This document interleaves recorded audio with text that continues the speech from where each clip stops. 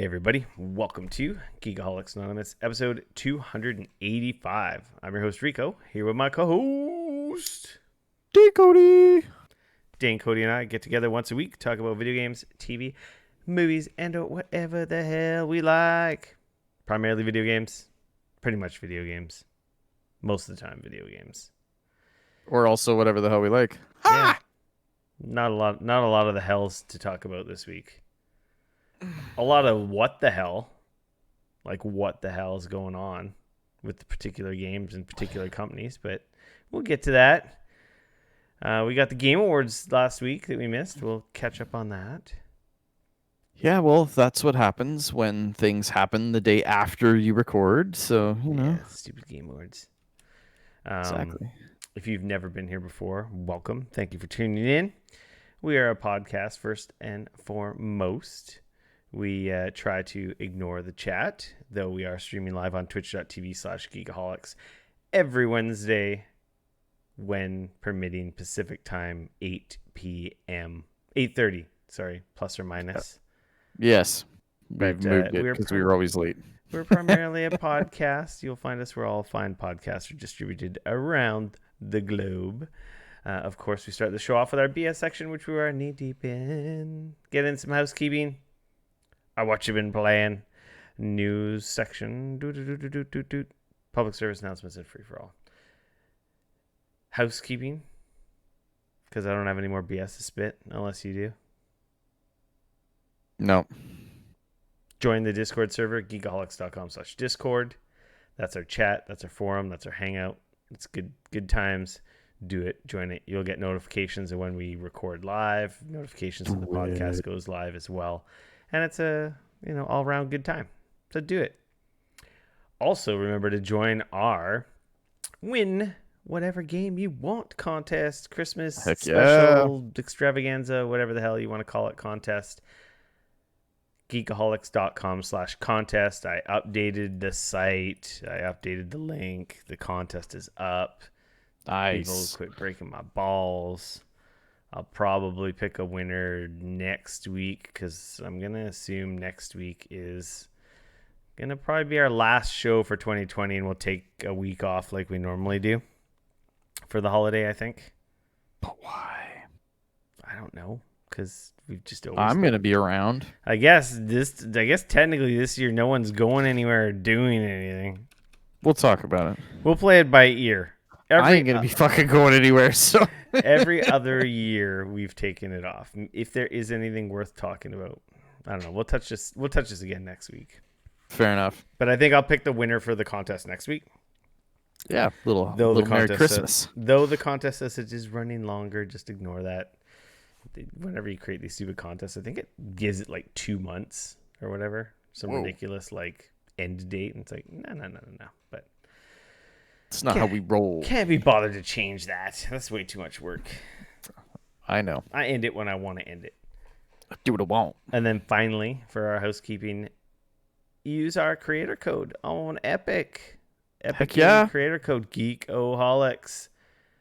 Use it in Rocket League. Use it in Fortnite. Use it on the Epic Game Store on PC. You could even sometimes use it on... Buy it on your Cyberpunk on the Epic Game Store. Yeah.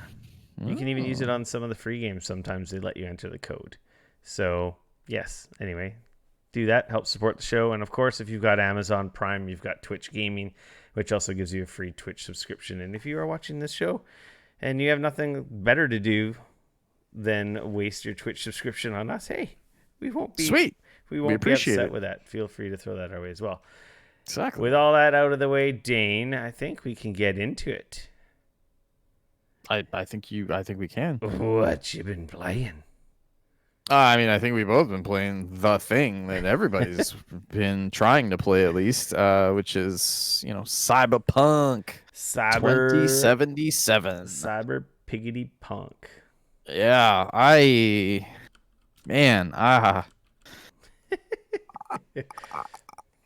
I'm just going to say right now, I don't know that I've been this conflicted about like a video game in like a really long time, actually. There are moments in this game for me where I am just like, holy shit, that's great. That was so cool. And then there's other moments where I'm just like, holy shit, that was fucking broken as fuck. Like we're talking, I would argue that this game probably makes Mass Effect Andromeda look like it was a well put together video game. Like Fallout 76 bad. Like I honestly don't remember the last time I played a video game that was this broken. I don't honestly know and like that bad. And like, hey, look, everybody's like has a different experience. Like you've also told me that you haven't really had any game breaking bugs yet. So which I have a hard time believing. Like I've had to quit this game no less than 5 times because something broke that like actually broke, that either it was physics that broke or somebody was T-posing in the middle of my car and I couldn't drive it anywhere and like that sounds awesome. I had one where I needed to pick up an item to finish a quest and I couldn't pick up the item. I could see it. It was there. It was highlighted. But like no matter what I did, I was like fucking crawling. I was standing up and down. I've had issues picking up items, not a quest item yet. So yeah. So I literally had to reload my save to launch back into the game for that. At one point, I had my scanner just completely like locked in scanner mode, and like I was walking around and I was like, "This is great," and I'm like hitting the button, nothing's happening. I was stuck in my scanner. I even went into my fucking settings and I looked and I realized that you can hit the caps lock and then that will like essentially like it's a lock. Act like a toggle. I checked that. Nope, that shit didn't do anything. It's just actually stuck. Yeah, so like literally again, rolled out of it, restarted the game or relaunched the game again. I had a spot where I had a gun that started firing and I killed that dude, but his gun just kept the audio just like glitched and all I had was a fucking machine gun going and like and I'm walking down the street and it's just fucking machine gun firing and it kept going and kept going and I was like finally I was like okay, like this is ridiculous. So I like backed out a game, launched again. I have no less than 5 different manual saves right now that I'm cycling through, overwriting just because it's so broken. I have no idea at what point it's gonna break, and if I've at one point I had to go back 2 saves because it apparently broke in the previous save. No, like I said, this game is I don't honestly remember if I don't know that I've ever played a game that's been this broken, to be honest with you. Anyway, if anyone missed it, we're talking about Cyberpunk. We're both playing on PC. I started on Xbox. Right. We both bought the game. Yes. I purchased it from the Epic Game Store. Used our creator code Geekoholics for a little something. I bought it and I didn't buy it. I played a little bit of shenanigans with. I don't want to hear about this. No, I have to tell the story because it's hilarious. It's kind of funny. All right. I gifted the game to Teacup for our Secret Santa for Christmas. Okay. But obviously he's not waiting till Christmas, and we're not having a Christmas party, so I just gave it to him when it came out. Sure. But I got him the GOG version because I got it cheap online on PlayAsia for whatever reason. It was like $50. Like, okay, yeah, I remember there was a bunch of stuff like that pre-launch. Sure. And so that fell under our Secret Santa, like. With tax, it was a tiny bit over, but our limit was $50. I'm like, fuck, whatever. What's it? A couple extra bucks? You want Cyberpunk? It's close enough. Sure. So I gifted it to him, and then I'm like, GOG doesn't have DRM. Hey, Teacup, can I borrow your GOG login? So I just downloaded the game on my computer and then logged out of his account, and I can play it now. All right. So I paid for it. I'm kind of borrowing his copy, sort of. Anyway, all right. I don't think it's that evil. Also, I don't know how I feel about giving them money right now in the state that money in the state that this fucking game is in. So there's that too. I was gonna buy it. I was really close to buying it, and had I not gifted him a GOG version, I probably would have bought it. Right.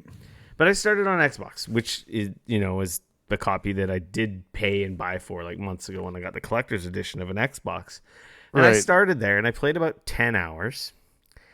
And it was It was pretty good. I had audio glitches. I had way more bugs with the Xbox version. I had a hard crash on the Xbox. Sure. And it just didn't, like, it looked good. Main characters looked good. Okay. Environment draw distance and textures were not that great. The frame rate up and down was really annoying. And just playing with a controller was really hard. Like, yeah, I do feel like this game was definitely made for a mouse and keyboard. Because it's not a shooter. It's a shooter, but it's not a shooter. It's like Fallout. It's an RPG shooter. It's not get a headshot and guys die in one shot. So numbers are coming off, guys. Yeah, but then precision really kind of matters when you're fighting a bunch of guys. Because headshots do matter because you're doing crit damage. Yeah, you're doing need more extra DPS damage to down a crew of guys. Otherwise, some situations get a little hairy, and when you're panicking with the controller, it just seemed a little harder, and I felt a little more panicked when playing it. Okay. Because it was the crowd management with the hacking and the aiming, not being very good at the aiming because I had to adjust some stuff. And I got better. After about 10 hours, it felt a lot better. But at first, I'm like, I don't know how I like this. But then it's like, oh, yeah, picking up shit in the environment with a keyboard or with a controller, scanning the environment to pick up all the loot and open doors and do dumb shit. I'm like, this is like everything just takes longer because of this. Right. So I'm like, I was just never really happy, and I was kind of enjoying it. And like I was saying about the characters on the Xbox, like in the cutscenes, Jackie, the main characters you interact with, they always looked really pretty good. Sure. But then as soon as you were out of those cutscenes and in the world, like the people on the sidewalks they looked bad. They didn't look very good. And the thing is to be fair, the Xbox version is the Xbox One version with just more raw horsepower thrown at it. Exactly. It's not the Series X version with the 4K and the ray tracing and other special bells and whistles, like taking advantage of the Series X's more memory and RAM and GPU and all that stuff. Really, I'm sure when that comes out, it'll be it's not a bad experience. Right. But it's not like Valhalla. When I was playing Valhalla on Series X, it's like, you know what? This is really acceptable compared to the PC version. Right. It was almost as close. Yeah, you know what I mean? Like, it was very, very close. The PC version was still better. But if you didn't have them side by side, you wouldn't know. It's like, this is really good. It's really smooth. But you're also playing on a 3080 on one of the fastest computers in the world. So, like, there's also that. So then I was like, I was always... So I do want to preface this, like, so that's the other thing is like, you're like, oh yeah, it runs like I will say, like, it runs like I've been tweaking the shit out of it on my PC, and it runs like crap. Yeah, Teacup was saying he has bad like frame rate on his machine, and he's I'm lucky that I have a FreeSync monitor and it smooths out a lot of stuff, but I know I am far below 60 frames a second on this game. And I have gone through and I've tweaked a ton of stuff. Like, I've gone through the Digital Foundry. They did a big list of, like, turn this down, turn this off, without really losing a lot of quality. Yeah, for sure. But even then, I've actually ended up, and I should probably talk to Teacup about this because he could actually use this, even though he has an NVIDIA card in his laptop, because I know he's playing it on like a gamer laptop or whatever. So what I've done is I've actually gone in, I've made all those changes, but I still wasn't getting the performance that I was looking for because I'm playing it on a 1440p monitor. So what I've done is I went in and there's a setting under the it's called the AMD Fidelity FX settings, and there's a static and there's a dynamic. And so what I've done is I've actually used the static setting, and I've set it to 75%. And essentially what it does is it's rendering at 75% of 1440p, and then it's actually upscaling it and sharpening it up using their stuff after the fact. Is that only with the AMD graphics card though? But that's the thing, is it actually doesn't. It's an open standard and AMD has given it to everybody. And so even if you're not using an AMD card, you can actually use that. So I have been finding that has helped a lot to smooth out the experience. So that's kind of like dynamic resolution scaling. So you can actually enable the dynamic one as well, which is you can set like a like a frame rate that you would like to hit. So that's what I was saying. There's a dynamic option and a static option. So the dynamic option will literally adjust like all the stuff as you play the game up and down. But like I've never really had great experiences. I haven't tried it in this one, to be fair, but I just found like doing everything down. I'm running the resolution at 75% of 1440p, upscaling it to the full 1440p, and like it still looks very close. Like it's not quite as crisp, but it is like so close. And for how much it smooths out the experience, it's so worth it. But that said, like it fucking destroys my computer. Like I was amazed. Like I don't know. Like when they came out and they were showing like I said, like when they had all their recommended and everything, I was like, oh, there's some pretty with like last gen or even a gen before that CPUs and graphics cards. Yeah, they were like, oh yeah, you could play with like a 760 or whatever. And I was like, oh, okay, well shit, like I should be able to. 1080 is gonna get you into the 4K realm with an old i7. It's like, that's bullshit. Yeah, it is. There's no way. There's so much bullshit surrounding this game. So there's been a few websites. One Guru 3D did one of the best breakdowns that I've seen, where they literally go through. They did a huge amount of cards, and they've benchmarked. They explain how, and like because the game doesn't actually have an in-game benchmark, but they explain sort of what they did, how many runs they do, and then they average it out, and so on and so forth. And they went through with a ton of video cards, and like a 3090 running 4K with everything on Ultra doesn't even run this game at 60 frames a second. Like that's where we're at. Like like Nvidia, these guys were going in earlier this year when they announced these cards, and they're like, oh yeah, we're talking this is an 8K card. Fuck off. Yeah, no, it's not. But that's the thing though. This game has so many issues. Like Sure. To be honest, this game should have came out next year. Absolutely. I'm playing at 1440p, obviously with a 3080 with a pretty fancy computer. I don't have the best CPU I could possibly have, but for me, I have everything turned on except for I turned off film grain. Yeah, I don't like that either. And I turned off the chromatic aberration because it just makes shit look blurry. I don't like that effect. And those are the only two settings I've changed. Everything else is like ray tracing is on ultra. Everything's on high. Sure. Or the ultra. I'm assuming you're running DLSS though. Yes, with DLSS. Yeah. And it plays and looks on PC like compared to the Xbox. Like, okay, yeah, this is why I have a high-end gaming PC. I can tell the difference again. This is what a high-end computer looks like. It's amazing what a $3,000+ computer will do, right? Yeah, it looks like the trailers that they showed and what I saw at E3 like years ago behind closed doors. I'm like, and it plays really, really good. Yeah. There's a couple hitches. I've had minor bugs. I've had that picking up items, in the environment bug. That's like, like a clipping issue. This is all stuff. Yeah. Like, let's be honest. Remember Witcher 3? Yeah. They updated the control scheme like a year or two after it came out to make the game control and play better. Like it was a few months after. Well, whatever. Anyway, but they're always patching and fixing. There was people that did not like the way that he handled essentially. Yeah, it didn't feel that great at launch, and after it felt better. It played better, much better. Sure. So, I will say though, like just to get it out of the way, in my opinion, this is no Witcher 3. No, The Witcher 3 was a mind-blowing, it was a tour de force. It was something like I'd never played before in my life. It was incredible.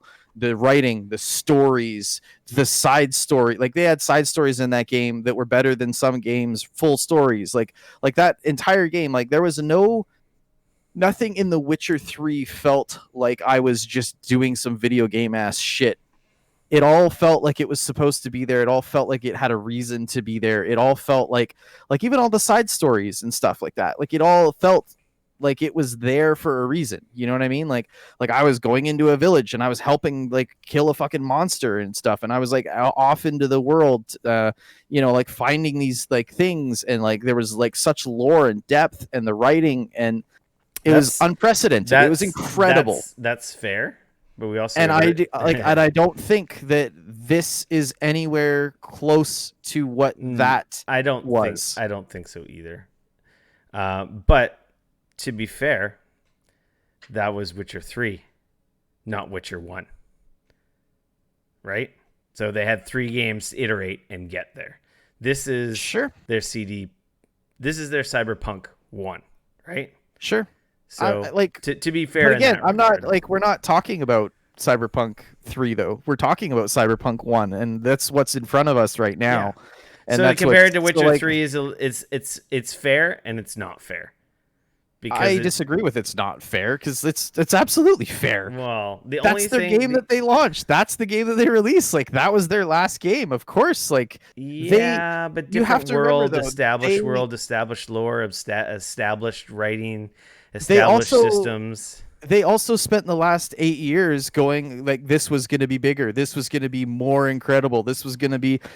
Their marketing machine has been hyping this since 2012 when they announced this game.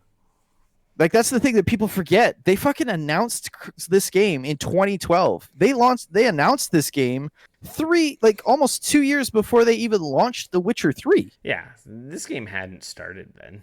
It was just my point is like, this is the point, right? Like, so like, you're trying to, like, I don't know, like, that's one thing that I've kind of been getting really frustrated with, like, is it's very much like, you have to take all of that into consideration, in my opinion, where you're like, they promised so much in this game, and I don't think personally, I don't think they delivered. No. Period. Like, I that's just the reality of the situation. Like, now, could they deliver based upon the hype that they had built? Probably not. But nonetheless, based purely on like the things that they said pre-launch, like, oh, this is going to be the most incredible, like, everything is, and you're going to affect, and blah, blah, blah, blah, blah.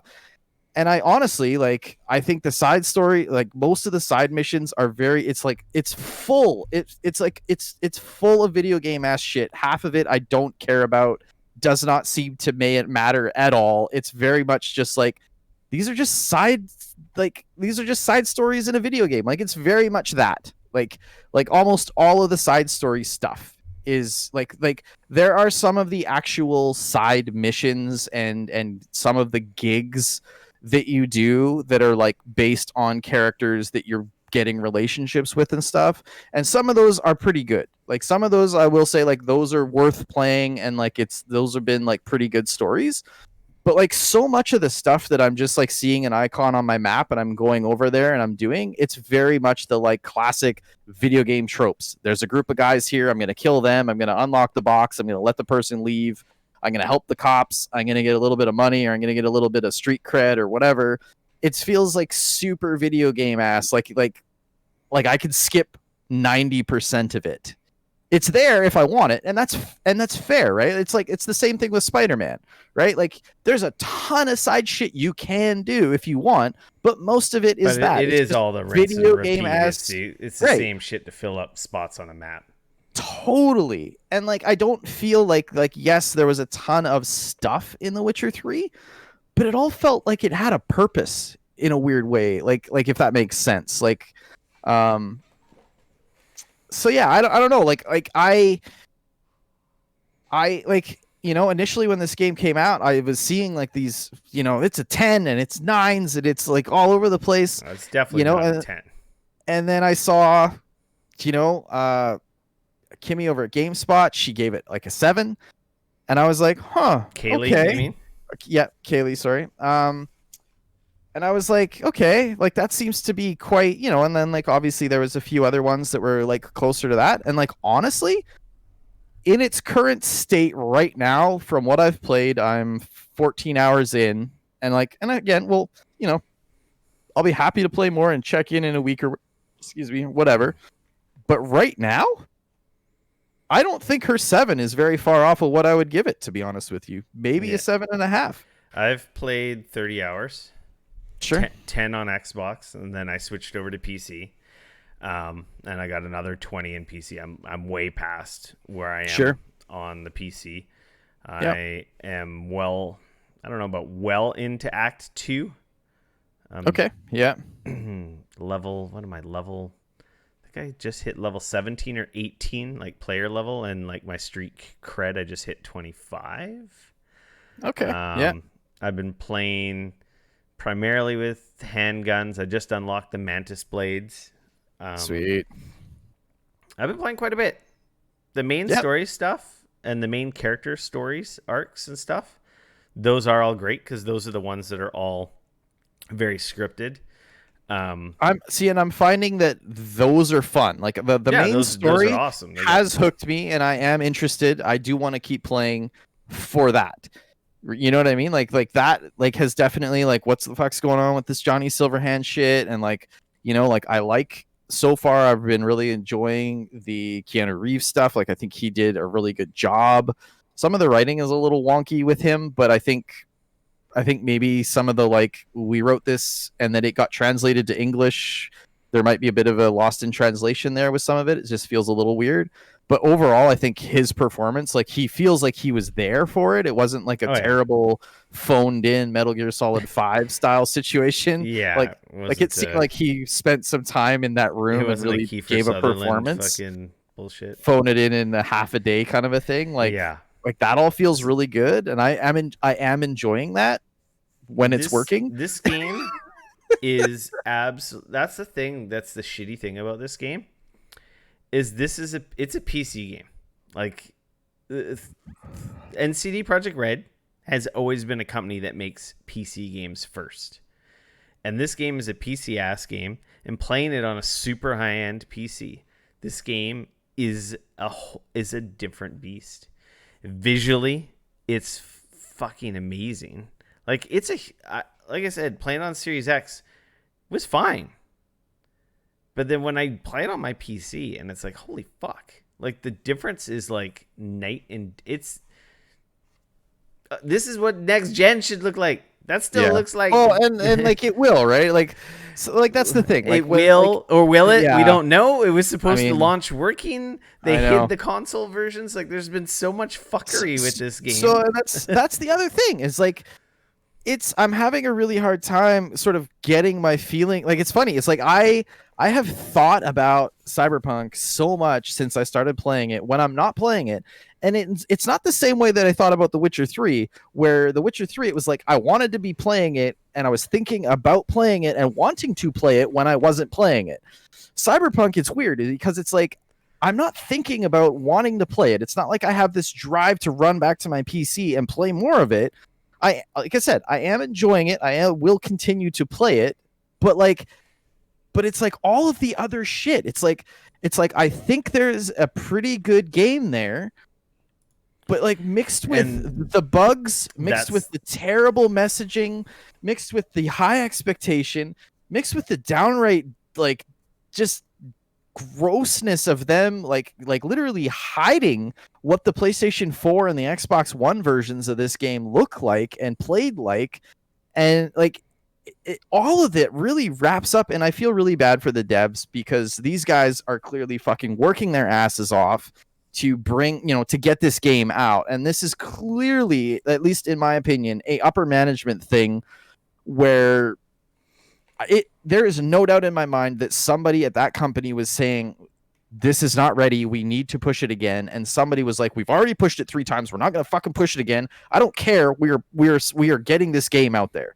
You know what I mean? Like that's what this feels like to me. And it wouldn't surprise me at all if that's what kind of happened, where they were like, can you play it all the way through? Yes. Okay. Ship it. We're going to get it. We'll fucking patch the shit out of it later and we'll deal with the fallout. We've learned that they bypass cert completely, right? Like with the epilepsy issue they had on day one, and stuff like that should have never gotten through cert. But Microsoft, and like, let's be honest, Microsoft and Sony have a little hand in this too. So like, they kind of let CD Projekt Red pull the wool over their eyes and like, oh, this is such a big title, it's got to come out. We got to CD Projekt Red ain't gonna fuck us. Right. Like, oh, wait a minute. Oh, yeah, they are. Oh, wait a minute. But that's the other thing is like, I feel like there's like, like, yes, it is a very large open world.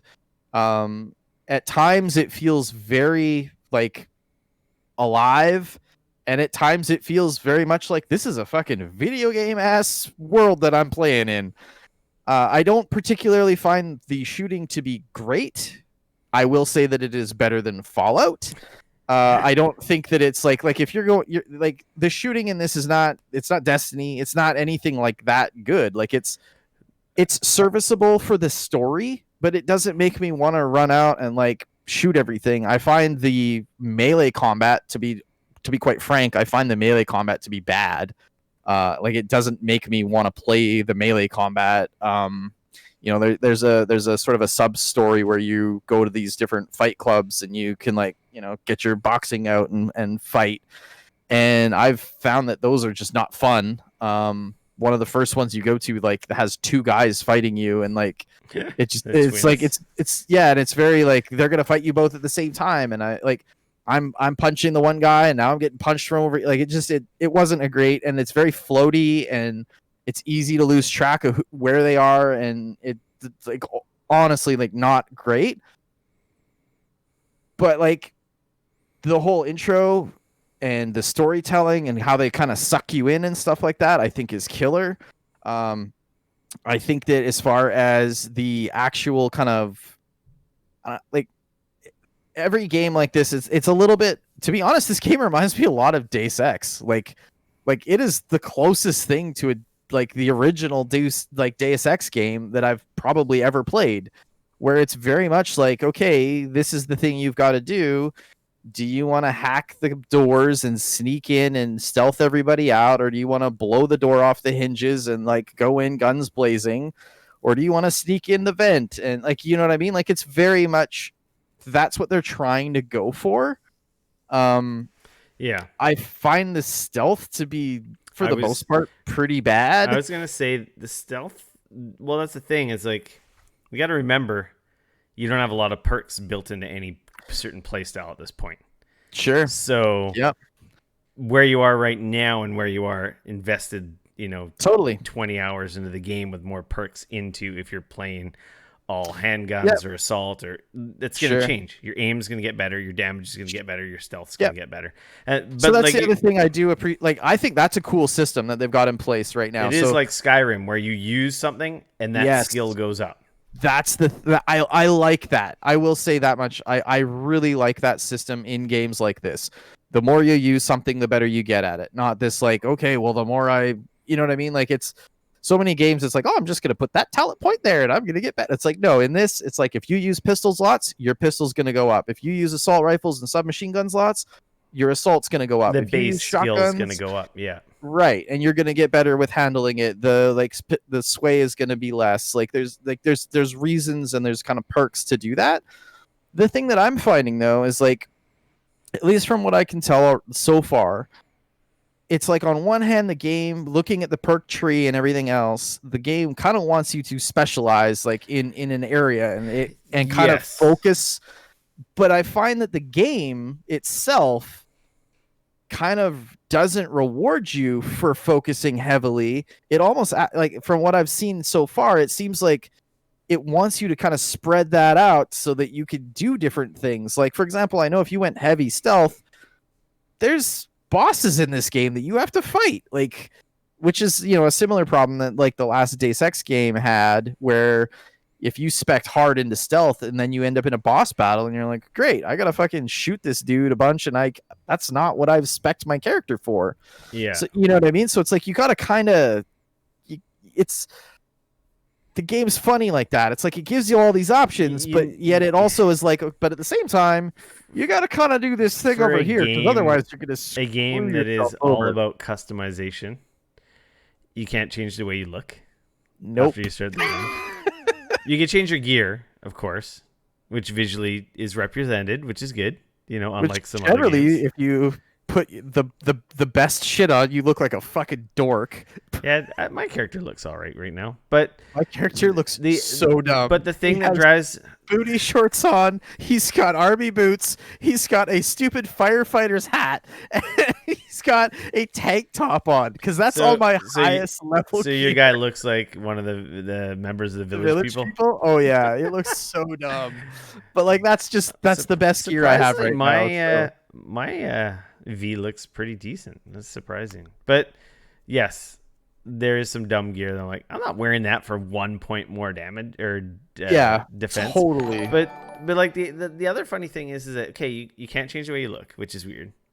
Right. In a game about fucking rippers and chroming and like customizing your body, ripping off your arm and giving yourself you can't change the way you look, but you can put all these cybernetic augments in your body. But then the other thing is you can change those after you purchase them at a ripper dock. You can't just change them wherever you want, which makes sense for the lore of the game. Yeah, for sure. Though to be honest, after you buy it, it's free to change it once you own it. So why can't you just do it anywhere to save you the trip to a fucking ripper dock? Because fast travel everywhere. You gotta fucking drive to a fast travel point to fast travel to a point, which is kind of dumb, which is weird. That's the very Witcher 3 fast travel style, though, right? You go to the waypoint, the posts or whatever, and then you can fast travel to any of the other ones. Okay, I get it, but then it's like, hey, well, we're a fucking video game, so like, let's video game. Okay, sure. Like let me fast travel to the fast travel points. Like, sure. Like, why do I need to go to one to go to another one? That is dumb. Fix that. I agree. And then the other thing is like the fucking mods and the specs, the attribute points. Why can't I just fucking change that or pay a minimum fee? Because like I want to dump all my points in one thing and actually see how impactful that could be.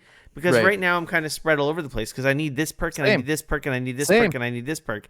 And I've got some depth into some of the skill trees now. But if I could respec for very little, or for apparently you could respec, there's an item you can buy for 100 grand. Well, it's not easy to come by 100 grand in this game. Not early in the game. Maybe later in the game. But I don't care about respecing when I'm like beating the game. I want to play around now. So I kind of feel like they fucked up. And that, like, look at Valhalla, where I can just wipe all my points and then totally go, whoop, that tree. Nope, I didn't like that. Whoop, that way. Yep. Or whoop, everywhere. Yep. Why can't I do this? Game is about customization and fucking choice, but then you have no choices in how you look, how you customize your skill trees and your talent points. That being said, Dane, playing it on an awesome PC without crashes and weird bugs and the stuff that rips you out of the, because that's the problem with the Xbox. The problem I had getting into this game when I started on Xbox, the bugs, the audio glitches, the world shit fucking up on me, the crashes. Yep. I was having a hard time getting in the game. Playing on my PC with no issues. My world. Yeah, playing on my PC with no issues. And that's the thing. It's like, for me, I have no issues, but for 90% of the people out there, they all have issues. So it's so hard to say, oh, this game's amazing. Well, it's amazing for me, but you don't have what I have. So for you, it's going to be a lesser experience. So it's hard to be positive at the same time as knowing not everyone's going to have the same experience as you. But when I'm playing it on my PC and it's no bugs, no crashes, no issues, I'm loving this game. I'm having a good time. Sure. I'm really liking it. Like I said, it's I have been so torn over how I feel about this game. Like, because there's literally moments in the game where I'm like, this is fucking rad. I'm having a good time. Like, I cruised over to this place. I'm doing this thing. I took out these guys. I like this is. But I'm it's having literally a good time. The video and then game. 5 minutes later, I could try to get my car to come to me, and some pedestrian over yonder was walking across the street, and my car hit them, and now I've got a whole situation where my car is just stopped. I can see it. It's just stopped. It's just sitting there. The pedestrian is sitting on the road, and now nothing's happening. They are not getting up to walk away, but my car isn't coming to me. And again, small thing. I can run up the street. I can get in my car. But it's like, that's one of those moments, like you said, it pulls you out. You're just like, Jesus fucking Christ, this game is so broken. And it's like many moments like that. And that's what was happening on Xbox. And I was like, I don't, like, I was really, like I said, the first 10 hours on Xbox, like, I don't think I like this game. I think I'm really disappointed and I don't like this game. But then when I go to 1%er land on super high-end, mega expensive PC world, you know, first world problems, poor me, privileged gamer guy with a lot of disposable income, then the game's awesome, which is fucking shitty Because that's for so few people.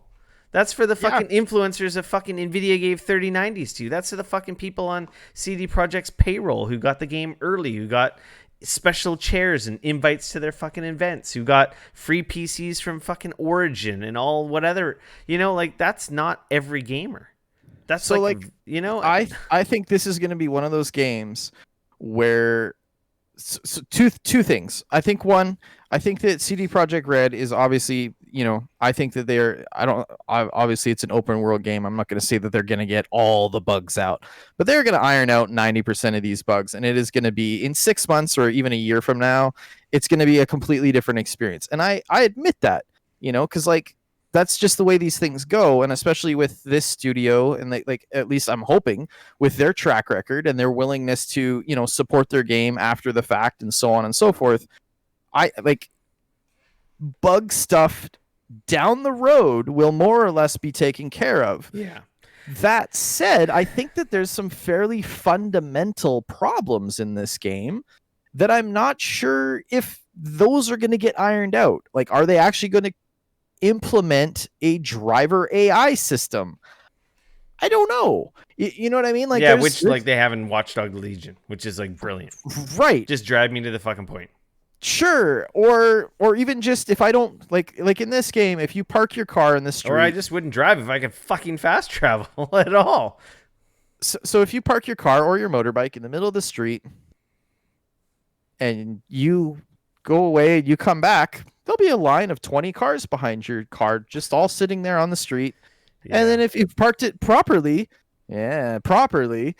you'll have a line of 20 cars going up the other street. You'll just completely break traffic because they didn't put in any sort of pathing for traffic to drive around. Yeah, they really skipped out on a like, lot of there's AI. a lot of little stuff like that.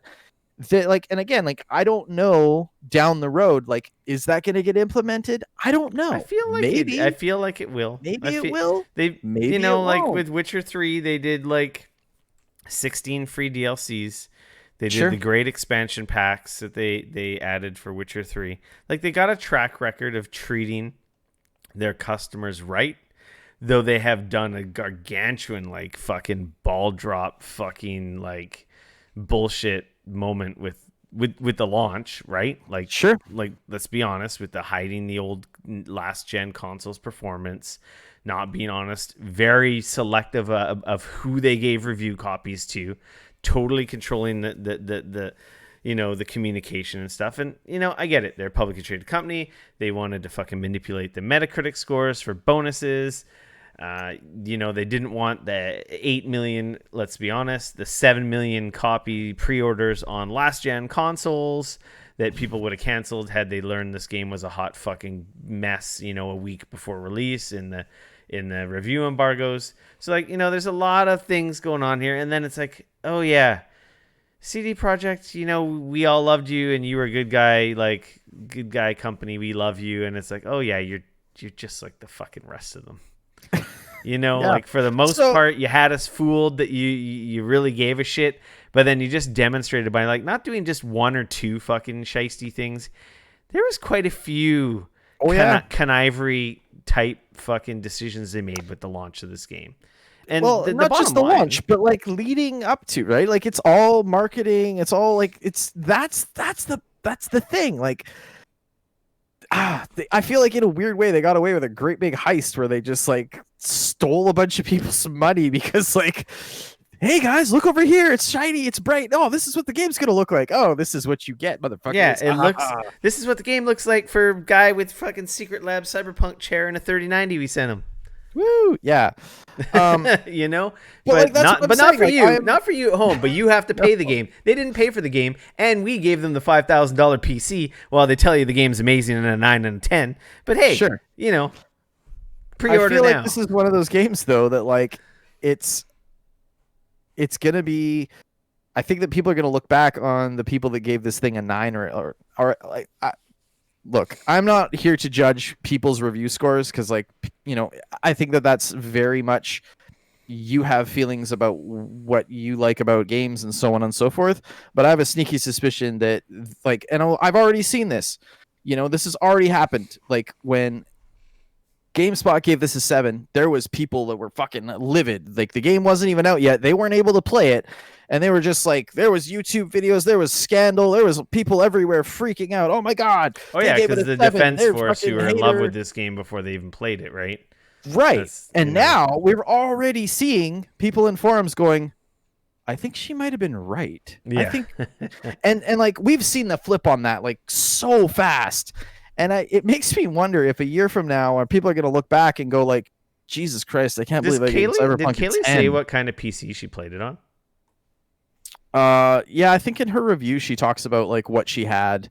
It wasn't a horrible PC. Like it was, I want to say she had like a 1080 Ti or like a 2070 or something. Okay, like it was. So she wasn't playing on a 30 on a current gen video card. I think that's the game changer here. Is if you're playing on a 30 series card with this game, it's. I don't think that it has to do with video cards, man. Like because I know people like that are playing on 3080s that are getting all kinds of weird, the same kind of nonsense that I'm seeing, they're seeing. Yes. So I know this is just not myself. Yeah. Like, and I don't know if like I'm just ending up in situations where I'm like fucking with the game more and it's causing this. Like, I don't know. You're tripping you're hitting all the rakes in the front yard and tripping all the barbed wire. It's totally right. Like I managed to run through the front yard and I didn't hit a single rake. I don't know what you're talking about. Yeah. And, like I don't know if it's that like, kind of a situation. Not perfect. Like right? To me, the game's an 8. Like sure. Right now it's an 8. See that? And I'm disappointed because that's the thing. I think it has the potential to be an 8. I think right now at this very junction in time, if somebody was to put a gun to my head and say, give me a score on Cyberpunk out of 10. I think that my truth be told, I would have to give it probably a 7 to a 7.5. I think was what I would have to give it right now. In a year from now, assuming they fix some stuff, I definitely think it has the potential to get better. Because like I said, I don't think it's a bad game. I'm enjoying playing it. But it gets in its own way.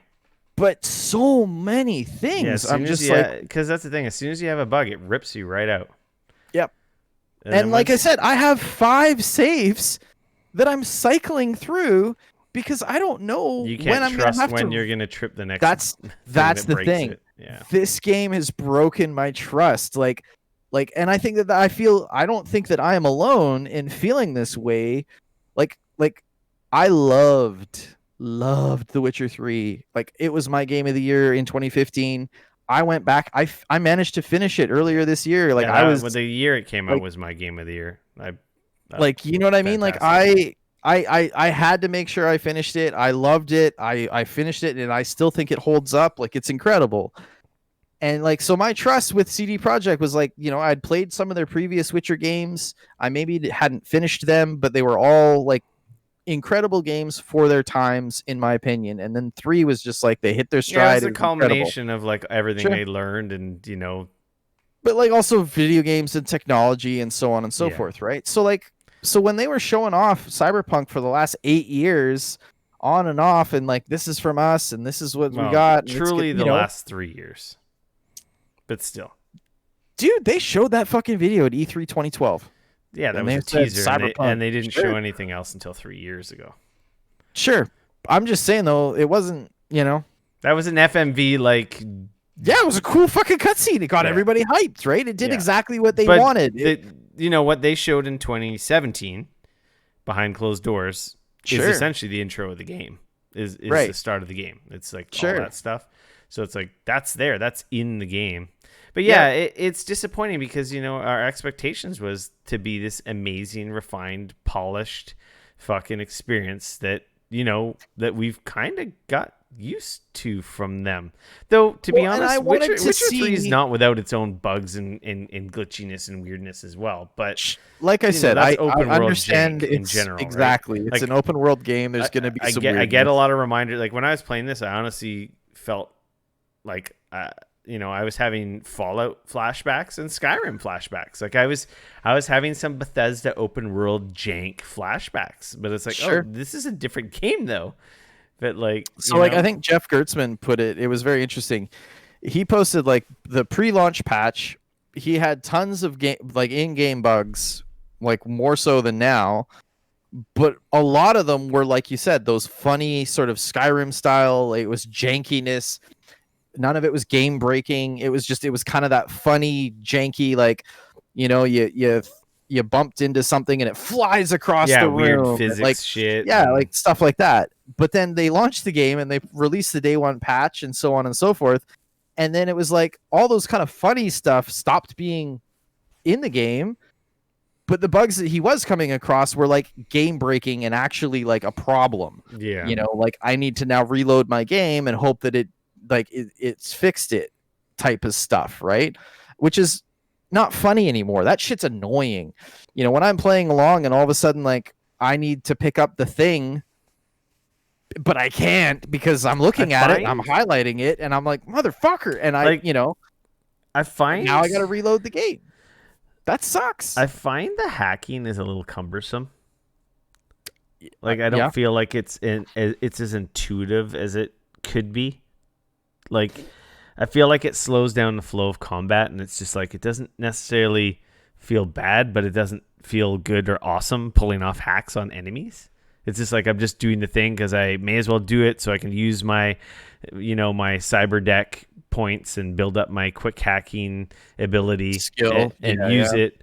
And I've gotten some good ones, which are like killing enemies and like incapacitating enemies, but it's like it feels kind of clunky.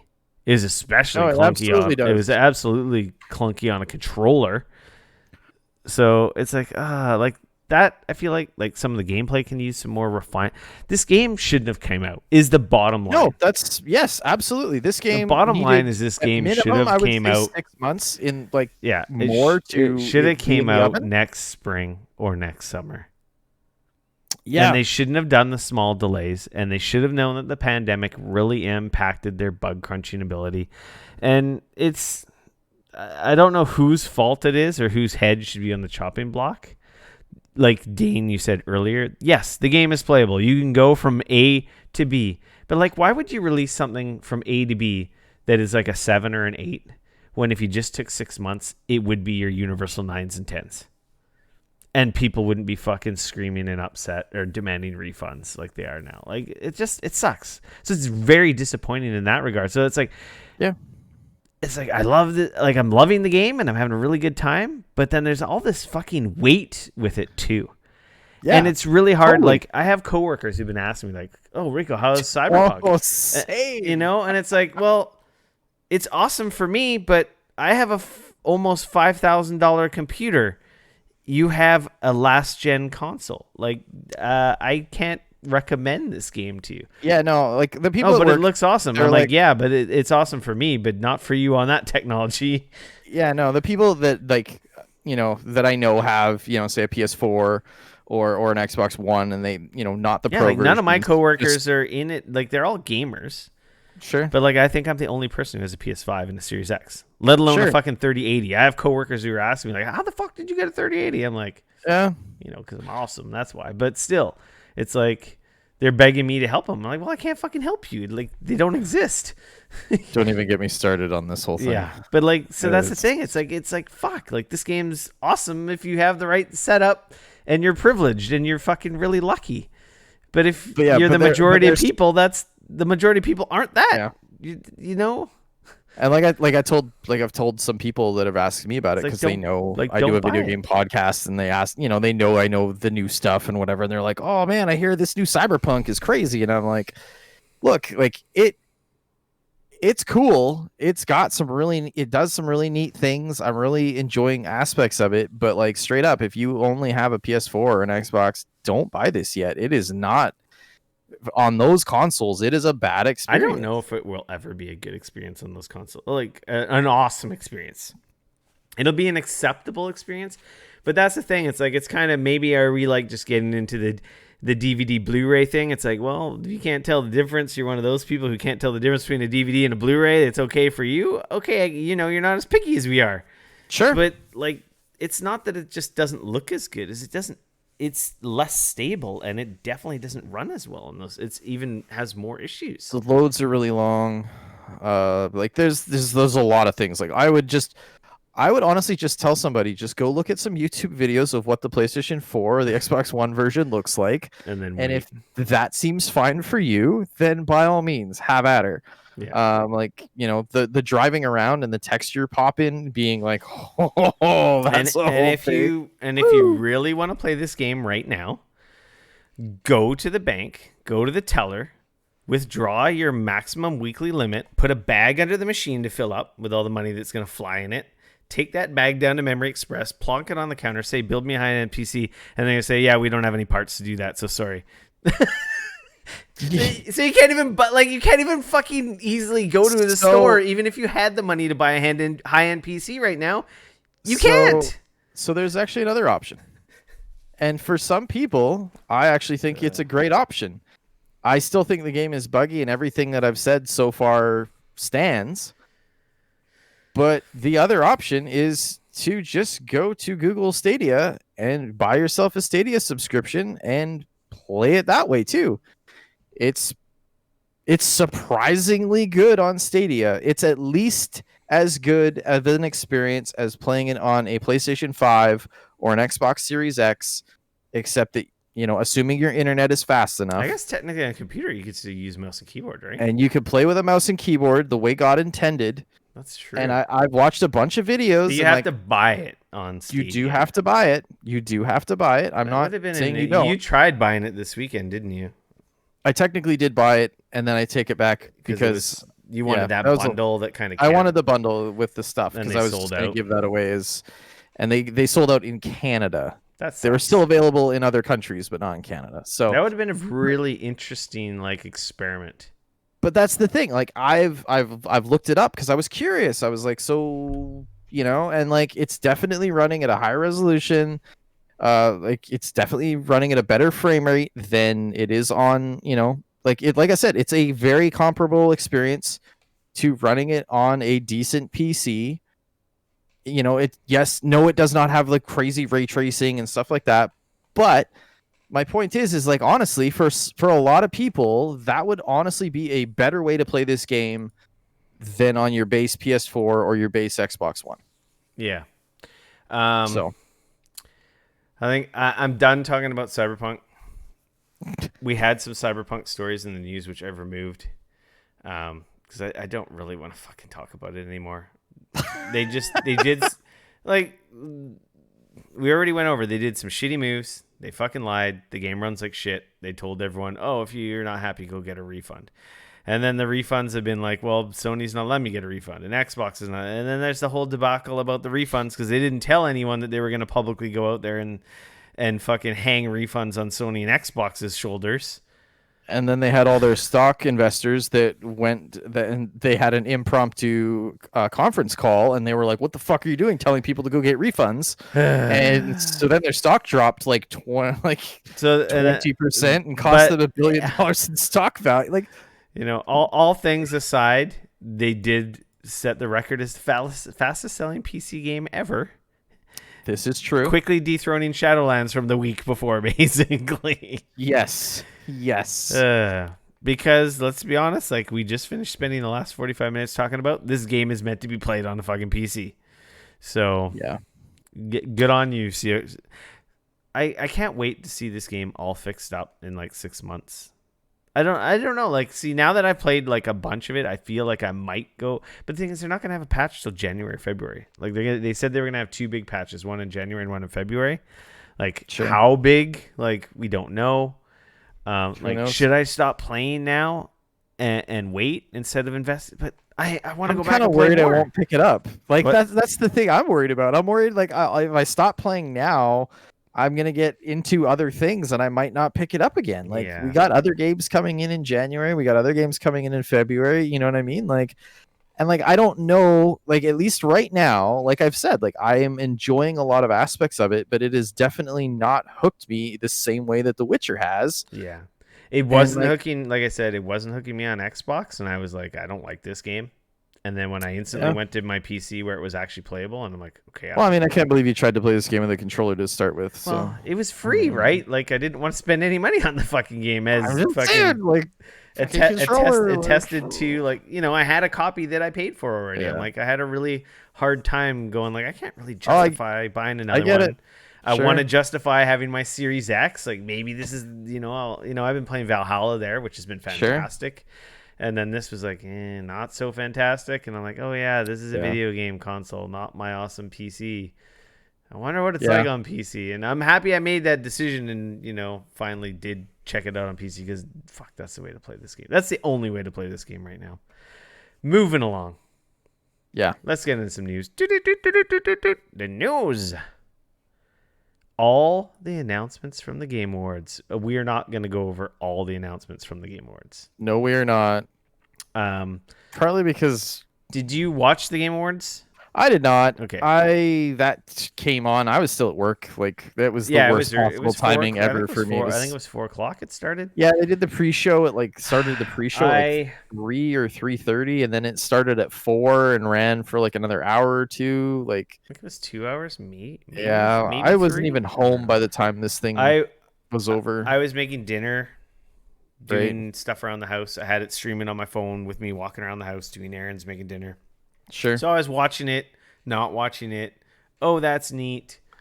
Oh, cool. This is amazing. Sure. Like Sephiroth in Smash Brothers. Well, it's Smash Brothers. It's just a new character. But did it give me chills down my fucking back? Yes, it did. Because, One Winged Angel is playing and you got fucking Sephiroth being fucking Sephiroth. That's fucking amazing.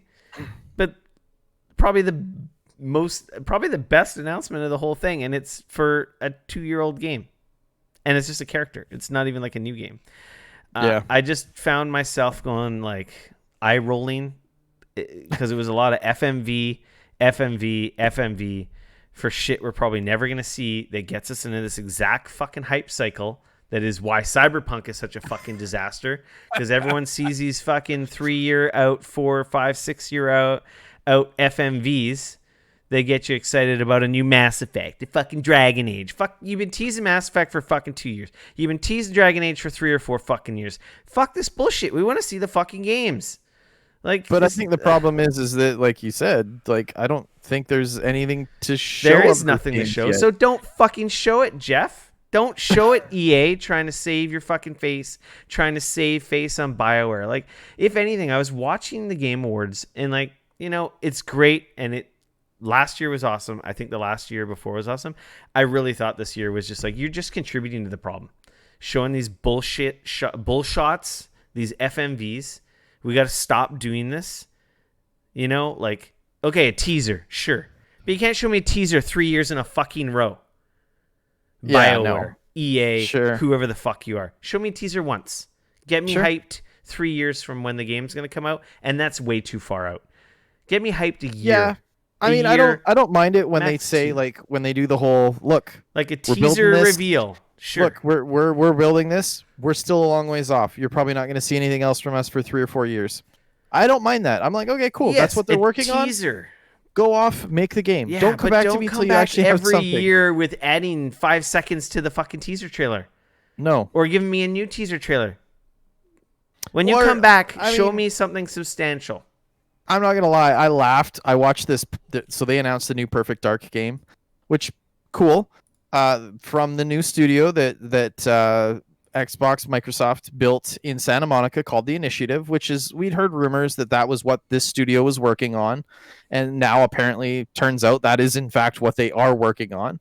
But it's like a 4-minute long video or 3.5 minutes or whatever of guys talking in but it's little tiny FMV. Little FMV shots, and they're just talking about hey, we're building a game, and it's I appreciate, again, like I said, I'm happy to know that Perfect Dark is in the works and that's what the Initiative is working on. Cool, but to me that video, I just was I don't care about come back in 3 years when you actually have something to show, again.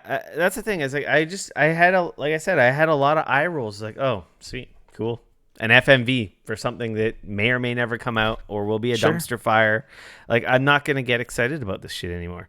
It was nothing from Sony first party, nothing from Nintendo real first party. It was a lot of other studios. Bro, Master Chief's coming to Fortnite. But that's a real thing, cool. And that came out right away. Sephiroth, a real thing. These are real tangible things that exist. So those are cool. Those are cool announcements.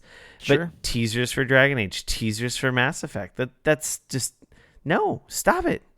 Yeah. Like I don't know. So left. there was some other stuff that was kind of cool. Like some of the stuff, like, to me, I don't care necessarily. Like they announced a new Arc 2. Vin Diesel apparently is in the game as well. I as watched being... that trailer and I was just like this is uncanny valley, like cringe fest. Like, why? It's a survival game. Why is Vin Diesel in this? I don't get it. I don't either. Because he plays your games tons and he likes it, so you guys let him join the company, and he's so egotistical that he has to be put in the fucking trailers. Like, looking Why else at do you pay Vin Diesel if you're not going to put him in the game, right? Like, but why? Like, he's not a good actor. Like, he's like The Rock. And The Rock are the exact same thing. They're themselves. That's all they ever do is themselves. They don't act. I don't know about that, but anyways, that's okay. The Rock has a little more. He has a little more skill than Vin Diesel. But Vin Diesel is always fucking Vin Diesel. Generally, yeah, I think like you're right. That. Okay, yeah, you're fucking cool, muscly, and awesome. We get it. We like you. You're charismatic. In certain things, sure. Yeah, but so we don't need you in fucking Ark, a survival game where you run around in fucking underwear stabbing dinosaurs and harvesting their poo and building houses. Like, here's the thing though, man. I'm probably never gonna play Ark 2, so I don't really care. I know, but to me, it's just it seems like it's just a weird disconnect. It's like it's not needed. Hey, that said, he was in the Chronicles of Riddick. He played in that, and that video game was fucking rad. Yeah. And he played the character. You got his voice. That game was dope. I don't know. That was one of the only great original Xbox games. It bugged me, and it was just kind of cringy. Like, I don't know. Yeah. Callisto Protocol looked cool. I got mega Dead Space like vibes from that. Yeah. Interested to see that again. So far zombies off. I don't really care about mostly anything else they showed. Back 4 Blood I did like because that had a trailer, a teaser, and then they showed a bunch of gameplay. That is how you should show your fucking game. And it's being made by the Turtle Rock guys. The Left 4 Dead guys, which is everyone loves Left 4 Dead. So they're essentially making Left 4 Dead, but they called it something different. Yeah. But they showed gameplay. Sure. They showed CG or FMV, and they showed gameplay. That's what you need to do. That's hype building. That's going to get me excited because now, here's the world, cool FMV. You spent tens of, if not hundreds of thousands of dollars rendering this very fancy, FMV to sell me on the game. But, this is what the game looks like. Oh, it's Left 4 Dead. Oh, but it's got way more shit going on. Oh, there's new enemies. Oh, there's new encounter type shit. Oh, they're smashing through stuff. Oh, this is like an evolution of the game I love. I'm seeing a fucking video game. This is a video game fucking award show, not the FMV fucking award show. Not the FMV awards. It's the game awards, not the FMV awards, the game awards. There is no FMV awards because FMV is fucking worthless. They're PR fucking marketing bullshit is what they are. We get it. You're done with FMVs. It's just so, because the thing is then the fucking idiots on the internet, the coworkers at my work are like, oh, that game looks fucking amazing. That game's going to be amazing. Cyberpunk's going to be amazing. Like, dude, all it was is a fucking video. That's what I mean. Know what that game looks like. But these guys also, on the other hand, go out and say, well, don't attack the devs. Don't attack the presenters. Don't attack the influence. You give them the fucking fuel to the fucking fire with this bullshit that gets their expectations out of fucking whack. Their excitement goes through the fucking roof for bullshit that never exists or comes into fruition. And you did it. You did it. You created the problem. You started the problem. You fed the trolls. Stop. Stop. I will say, this looks Century Age of Ashes was like a dragon multiplayer like Panzer Dragoon style game, which I thought looked fucking rad as hell, till I found out that it was multiplayer only, and I was like, don't want that. That's not what I want. I want like Panzer, like I want levels and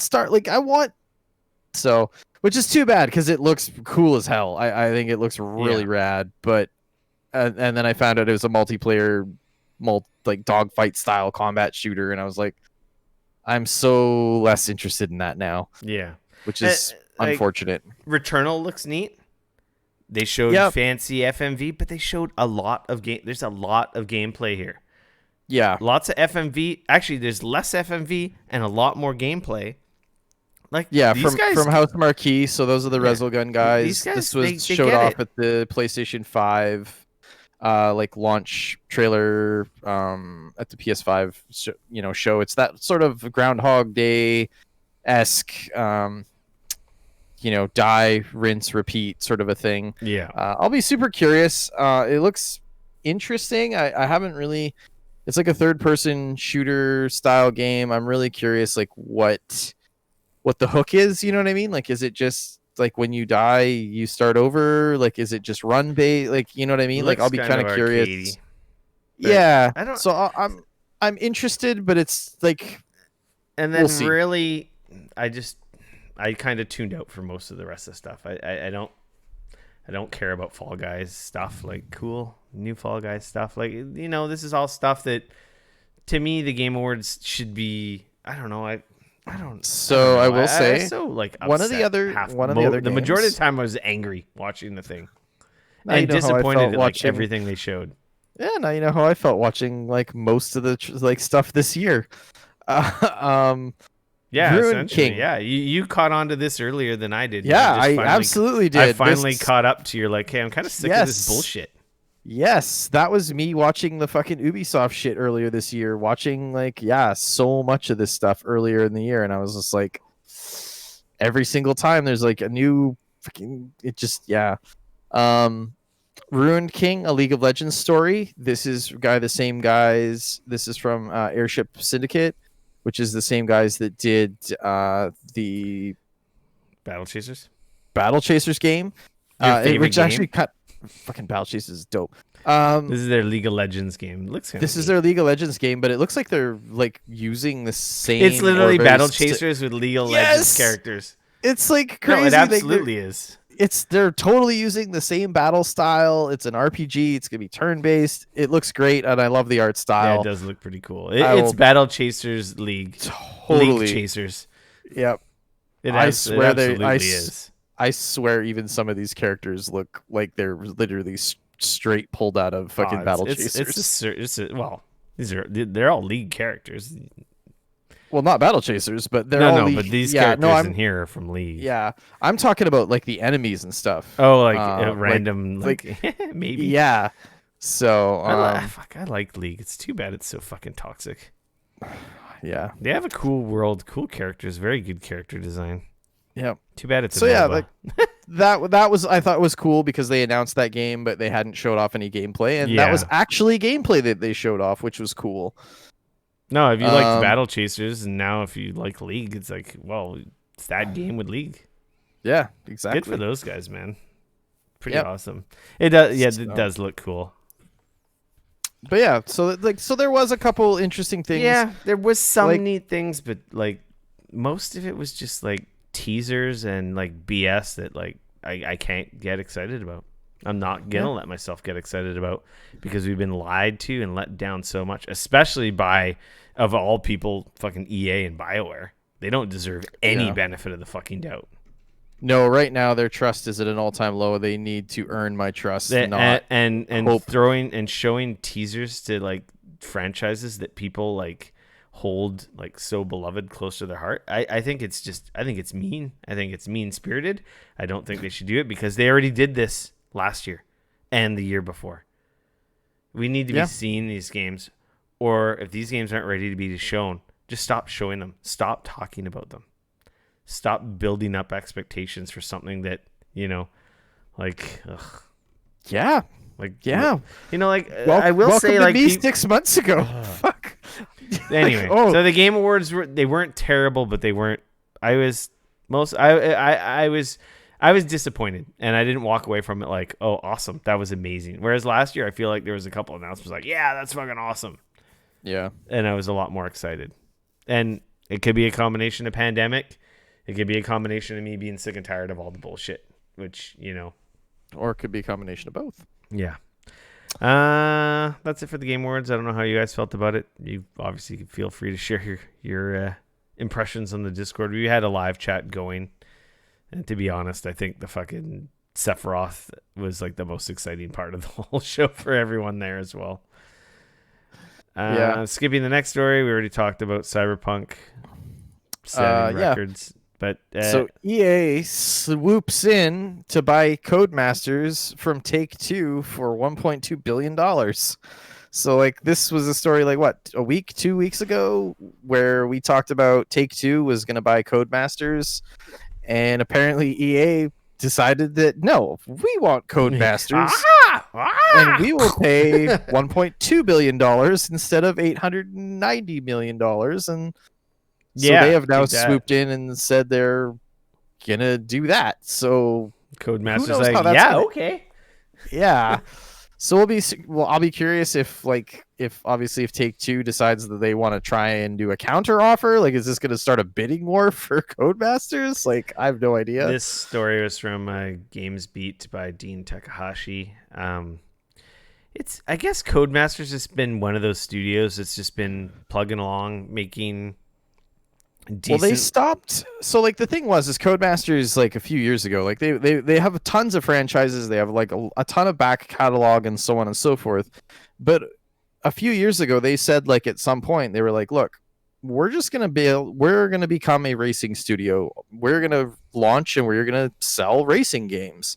And that's going to be our shtick. We're going to make rally games. We're going to make the Formula One games. We're going to make, Grid. We're going to make Dirt. Like these are all, they're based in the UK and in Europe, where racing and motorsports is much bigger than it is in North America.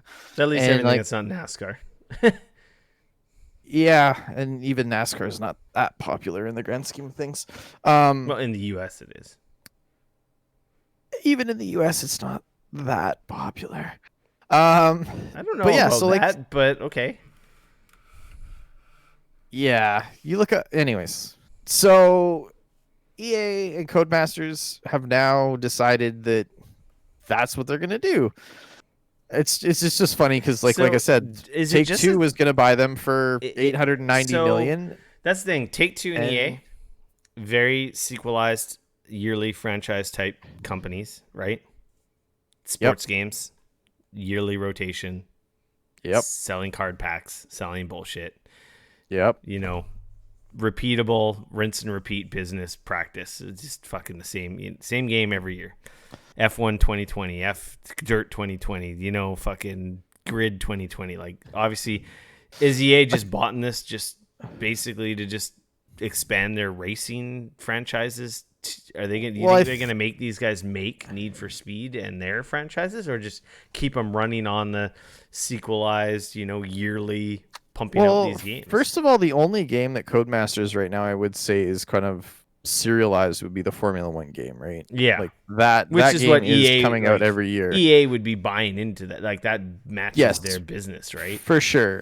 To my knowledge, Codemasters is the only one that has that license, so I'm assuming that would transfer, which would be a huge get. Formula One is by far and away the largest. Like, more people watch Formula One than any other. Formula One's fucking huge, and it's really massive. Gotten bigger over the last few years. And so that one I can see being serialized, so that fits very well for EA. Dirt, Project Cars, Grid, those are all games that they're definitely not coming out every year. And they've got their fan bases. They have their fan bases. But I definitely think that probably any one of those studios could probably make a better Need for Speed game than the one that's been being made over at EA recently. So the last few iterations. Which is sad. They had a lot of EA's lost their way with Need for Speed franchise. Yeah, so I do think that with EA Sports, this kind of is I can see it making sense for them. They're claiming they have a shared ambition to lead video game racing category. The board of Codemasters believes the company would benefit from EA. All this regular nonsense. Really seems like an EA Sports play for the racing. Yeah, racing arm of the sports side. Sure. Yeah, I mean, absolutely. And I mean, if I think license it's, it all the fuck up. They already, like you said, they have the F1 now. License up the Yep. fucking rally shit all to the fucking tits. License up the project cars with the legitimate brands and stuff. Well, I mean, Project Cars already does that, right? So I mean, but like even more so with EA's power Sure. to money to put behind it, even more so, right? Like, yep. So I mean, and it sounds like, you know, the head of Codemasters would still remain intact, at least for the future. oh, You know, clearly like they've the been CEO profitable and stuff. and they've been, whatever they've been doing has been working. Yeah. Like for me, I always figure like, oh, like whatever. I don't even know any of their stuff, but they've been trucking along, making bank. So yeah, I mean, I'm hoping, like, and I'm trying to be optimistic that we're seeing EA finally turning a corner in the last like year or two here. They seem to be like realizing like the moves that they've been making have been terrible and that they're like fucking their shit up, which is hilarious because they're actually been more profitable recently than ever. Um, but I mean, I think seeing bringing in, well, that's like capitalism having for you, Dane. The shittier you are, the more money you make. Look at Facebook. But look at Amazon. Bringing in Respawn into the fold and having, you know, like them build, you know, the Jedi Fallen Order and having them doing what they're doing, I think that they're sort of realizing like when you have something like that, let it continue to run and get your fucking slimy tendrils in there and fuck it all up.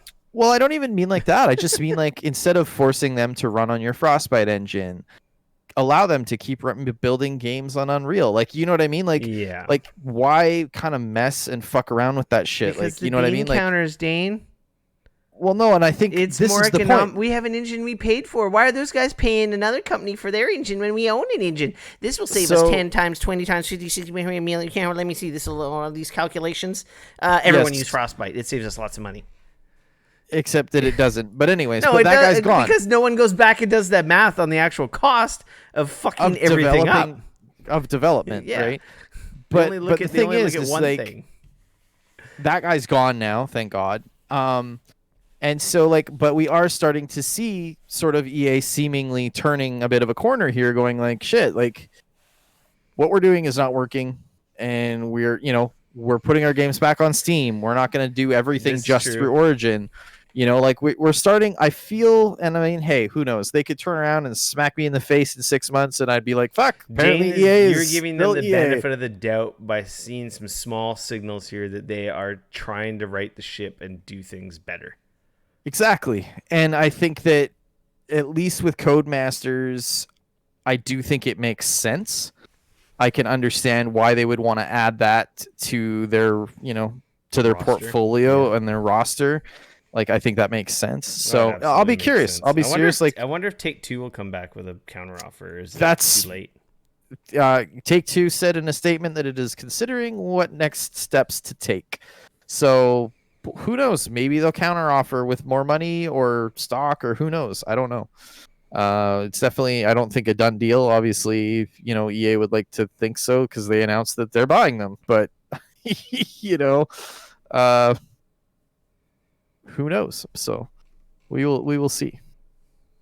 Making moves. This next story from IGN. Xbox, PlayStation, and Nintendo partner on commitment to safer gaming.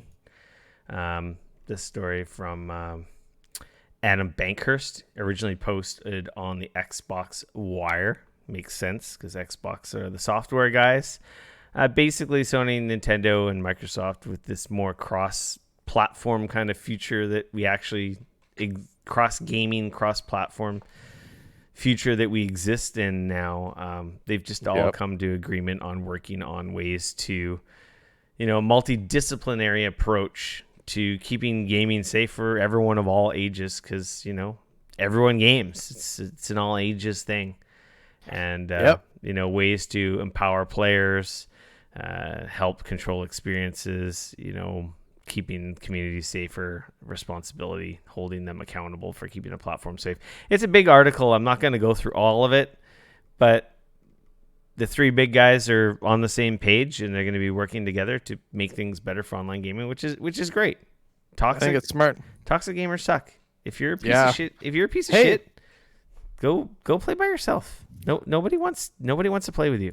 Hey man, we were literally talking about this earlier this week in our Discord, and about like how lots of us enjoy playing like MOBAs. Yeah, I love playing Smite. I love playing League, but like I hate like if I play Smite and my team wins, but I've sucked or I just have a bad game, somebody's probably gonna call me out or like or report me because I didn't play the way they thought I should, or I died too many times or whatever.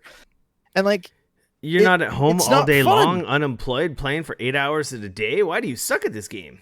But that sucks, man. Like I love jumping in and I love playing those games, but like I can't. Brutal. Right. And like, so I play 2 games, 2 of them are okay. And then I have a game like that, and somebody's like, "Oh, fuck this guy! Everybody report him because he was feeding the other team." Blah, blah, blah, blah, blah. It's like, dude, I just fucking suck. Like, just like, yes, I do. I admit that I do. I died too many. I made some poor calls, but that's no reason to like just like run me out of the game. Like gamers are shitty, and instead the guy could have been like, "Hey, you know what? You were doing wrong there. You should try next time you play. You should try doing this instead. You'll probably have a lot more success with this." Sure, or being like, "Hey, you sucked, but don't worry about it. You're gonna get better." Yeah, don't worry about it, like, because we're playing in unranked and it doesn't fucking matter. Exactly. But like that sucks. So yes, if we can somehow minimize that, right? And like it's the same reason I don't want to play League. I enjoyed playing League. I like I said, I like MOBAs. But I do not want to deal with the stress and the headache of trying to play those games when it's like I feel like no matter what I do, I'm pissing somebody off, and it sucks. It sucks. So yes, so hearing the big 3 guys want to get together and make that all, I'm not saying that specifically, but make things better for people to play online amongst themselves. Yes. If you're a piece of shit, you have no defense, man. Just like fuck off. It's one thing to break your buddies' balls and people and have fun and joking around. Exactly. That's one thing, right? But like just giving shit to strangers in games that don't amount to anything. Like if your time is so valuable that you're going to be upset about losing at a League game or Rocket League or Fortnite or whatever the fucking game is, that you're gonna get angry and you're gonna say like nasty shit to someone, you really should look in the mirror and just ask yourself like some serious questions. Like, should you really be angry about that? If your time is so valuable, maybe you just shouldn't be playing video games. That if it makes you so angry, like, why are you angry? This is all a waste of time. You're just wasting life and energy. Enjoy it. Just be happy. And instead of being angry, because no one asked you to shit on them. No one asked you to be mean to them. No one goes out going like, it'd be great if someone just really fucking said something nasty to me for no fucking reason right now. Yeah. No, nobody wants that. You don't want that. How would you feel if your coworkers or someone you knew or respected, or even just a stranger, fucking just said you were a piece of shit or you suck or some other racist slur or some other nastiness? You probably, maybe you're like soulless and have no emotion and it would just like slide off you and you don't care. But maybe you are a normal human being and you'd be like, oh, well, that kind of sucked. Yeah, so just don't do it to other people. If anything, if you're going to open your mouth, say something nice or constructive or positive. Like if it isn't constructive, there really is no point bringing it into the world most of the time. If it's not congratulatory, if it isn't helpful, if it's just negative, it doesn't need to be said. Keep it in your head. Be negative by yourself. You know what I mean? Like, it's just weird. Says us ranting about the shit that bothers us right now. Yeah, but that's fucking different. You're allowed to fucking talk shit to fucking soulless, fucking capitalistic, publicly traded, fucking crappy companies doing shitty shit. Yeah. They're not human beings. They're fucking companies run by scumbuckets. 1%ers, millionaire, billionaires who fucking don't do any of the work while everyone else in the company fucking pulls in the overtime and the fucking forced extra days and all the bullshit while Buddy fucking has his Monday to Friday, if he even fucking works that. He might webcam in once a week.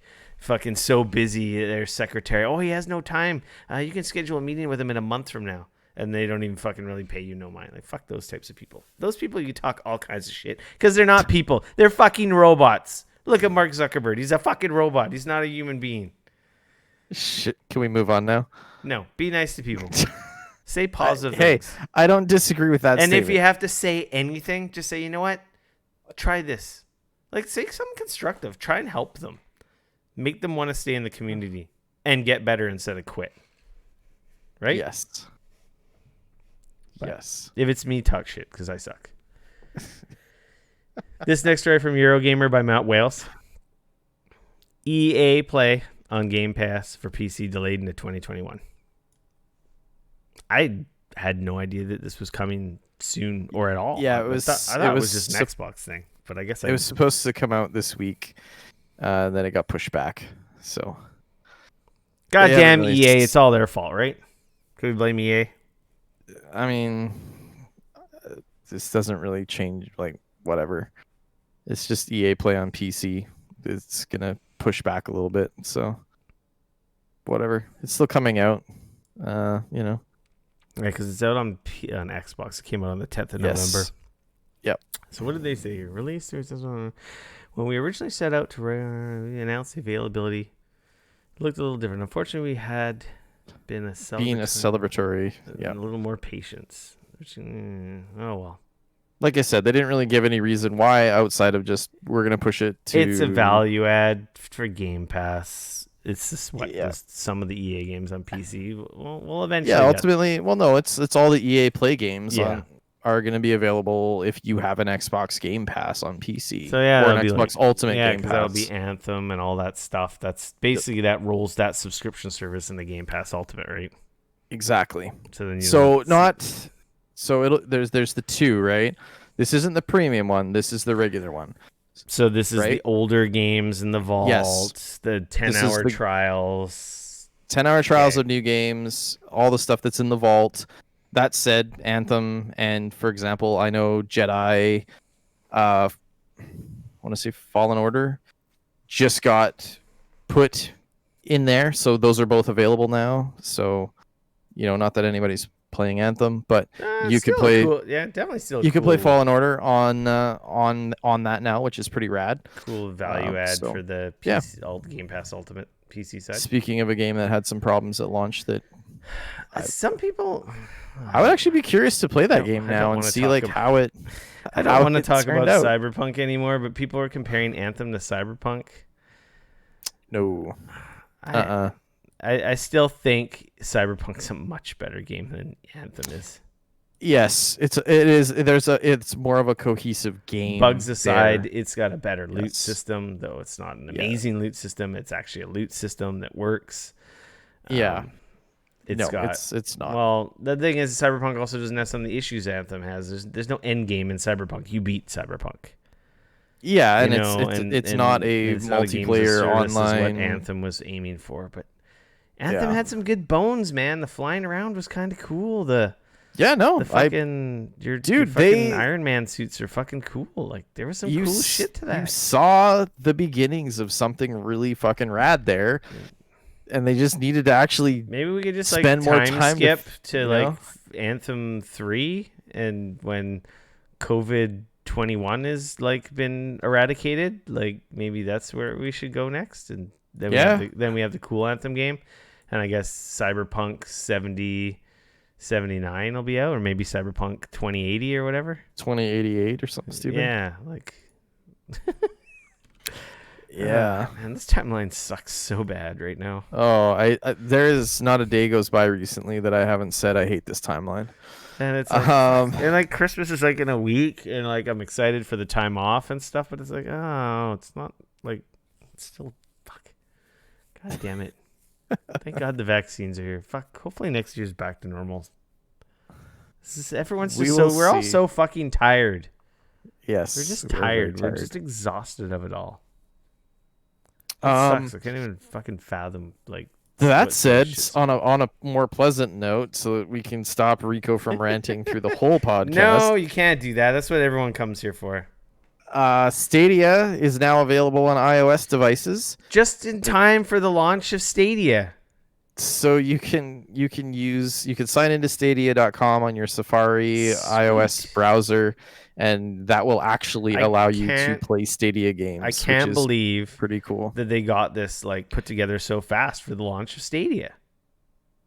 You mean over a year and a bit later? Oh, that's right. Stadia came out a year ago. What the fuck is wrong with you guys? Like, goddamn. Like, this is Apple. Like, let's be honest. A big part of this is Apple's fault. Like, not to put all the blame on Google, but like, come on. Like, how did you? I would say 80% of this was Apple. How did they not launch with this solution? Because I'm sure that they were probably pretty close to doing something, and then Apple was like, "No software for you." They went the app route, and then Apple pulled the rug out. See, that's the thing. Other people's platforms, you don't make the fucking rules. Get prepared to get at any moment. That's how this shit works. Yep. And then you have to find a fucking workaround through browsers and shenanigans a year later to get access to the tens of millions or billion fucking iOS devices that are out there, which potentially could be a lot of users for your product. Like, it's fucking dumb. They should have had this at fucking launch. Just goes to show how half-baked Stadia has been the entire time. I think Stadia has gotten the most attention with the Cyberpunk launch and this now that it's seen in a really long time. And Stadia is cool. Like, it's fast, it's awesome, it fucking works. But man, talk about rakes in the fucking front yard. I think Google's fucking campus is like just like littered with fucking rakes. Oh, we got the salty Rick tonight, I'll tell you. It's not salty. It's just like I'm just sick of the bullshit. There's just so much bullshit in this industry that everyone gives passes to because I get free games and I get free stuff and I can ignore all this stuff and everything's, like everyone like gives all these big fucking corporate stupid companies so many fucking passes that it's like they don't deserve them. They don't deserve them. Hey, I was the one fucking breaking your balls at the beginning of our podcast because you were like, well, and I was like, fuck no. No. I'm looking at Cyberpunk now. This is how it launched. This is what it looks like. Yeah. This is not The Witcher 4. This is fucking Cyberpunk. Like, I get it. This chat's like, this podcast is a salt. No, this podcast is an assault field. This podcast is a slug, and we're just putting salt all over it, just like dribbling it.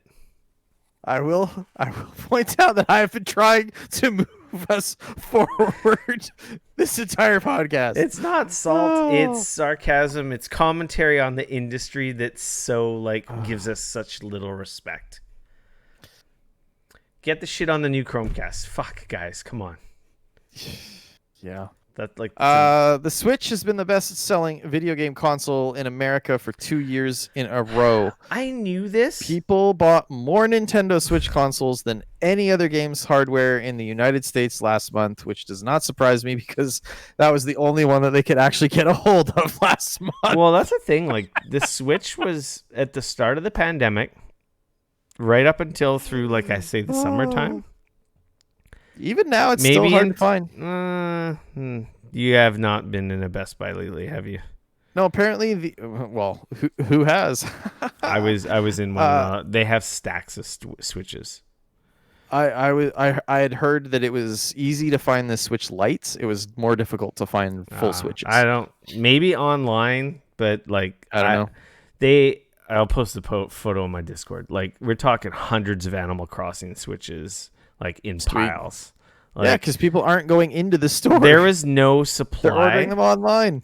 There was no supply for months, like right into fall, and I guess it's come sometime in November. There was the floodgates opened, and there was fucking Switches, like everywhere. They were building like fucking fancy displays of Switches. They had so many Switches. So good on Nintendo for that, but it's like I guess they just caught They had So the what you're saying is factories they were just holding fucking. them all back, waiting for the fucking don't know. PS5 and Xbox I Series don't X think launch. why. I don't And know. then they're just like, release the house. Hold. Hold. Exactly. Now. Exactly. They're releasing consoles. Go now. Knowing go that now. no one could get a Xbox or a PS5 or a 38, I'm like, Yeah. well, I guess I'll get a fucking Switch or a second Sure. one. You know what's funny though? I have at least 2 of my coworkers that recently got Switches. So there you go. I know people that a couple coworkers are getting them for presents for the kids for Christmas, Yep. and other people I know they're Totally. planning to get them multiples for kids for Yep. Christmas. So it's like, I don't know, Switch is an awesome. I love the fucking Switch, and it's like Nintendo. Like, fuck, they flew past. This story, by the way, is from VG247 by Alex Calvin. I can't remember if Dane said that or not. I don't know that I had the chance. They sold. What did they say here? What did they sell in November? So they sold the regular Nintendo Switch and Lite variant shifted 1.35 million units in the country in November. Fuck. Yep.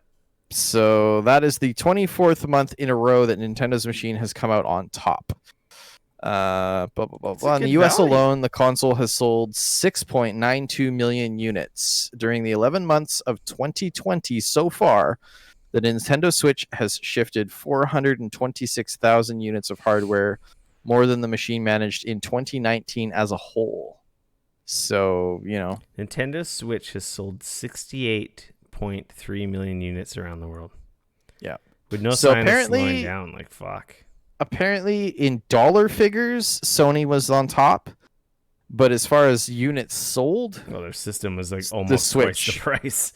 The Switch was, and was the supplies are obviously been so. limited for Series X. Like, you know, like let's be honest, if the Xbox and the PS5 could have like an unlimited supply, oh yeah, you know, like maybe they would outsold the Switch. Like if there was like just magically, let's say, there's no doubt in my mind. Let's say we could sell as many PS5s as we possibly wanted because magically there was this. Say they had 100 million, they wouldn't sold 100 million, but they would have probably sold a couple million easily. Yeah, I mean, like, they did sell a couple million. So, pardon? They did sell a couple million. That was not a problem. Did they? Oh yeah. I don't think they even sold a couple million. They haven't announced how many. Like I thought Sony I saw numbers there, said, and it was like high hundreds of thousands in the U.S. Were you looking at Japan? Because like the story that I read was like 200 and some odd thousand in Japan, which was less than the PS3 had sold. Yeah, but that had to do with supply. Yeah, being they just limited. Didn't have it. They just don't have the numbers, and the demand is through the fucking roof. Well, congratulations, Switch. The Switch is fucking dope. If you don't own a Switch, you should. You're cheating yourself. Or just wait for the next one. That's apparently around the corner. Next year, but we don't know when. Apparently Microsoft had an Indie World Showcase. Nintendo. This is from Eurogamer. You also said, from you Matt said Wales. Microsoft. Nintendo. Sorry. Microsoft, Nintendo. They're both in Washington. Exactly. They're like They're across the street from each other. Exactly. Spelunky 1 and 2 are coming to Switch. Yeah. That's dope. That seems like the perfect platform for Spelunky. Yeah, I won't lie. Check it out. There's a whole bunch of games. I'm not going to go through all of them. The other big one I would say was that Grindstone is also coming to the Switch. That game was an Apple Arcade title. It was a good Apple Arcade game. I talked about it a year ago. Yeah. So that's also coming to the Switch. So that'll be the first time it's been available outside of Apple Arcade, which is kind of cool. Cyber Shadow is really cool. We played that at PAX. We did. That game was rad. A year ago. The ninja. That's coming that's next month, January, I believe. Yeah. So check out this list. There's some cool games in here. I don't think there's anything. Among Us is coming to Switch if you want to play that on Switch. Switch. Right. Yeah, that was a big one that a lot of people were pretty excited about. I don't know. Among Us looks neat. I have no desire to play it whatsoever. That's kind of how I feel about it. It's like, okay, it's cool. Playing video games with other people on the internet? Yeah. You know, like, yeah, maybe if I could play with a bunch of top tier, like, fucking streamers, maybe I'd give a shit about playing it. But I don't know. I'm a really good liar. I'd probably be really good at that game. Yeah. I'm very good at deception. PSAs this week. This is your reminder to starting tomorrow, the 17th of December.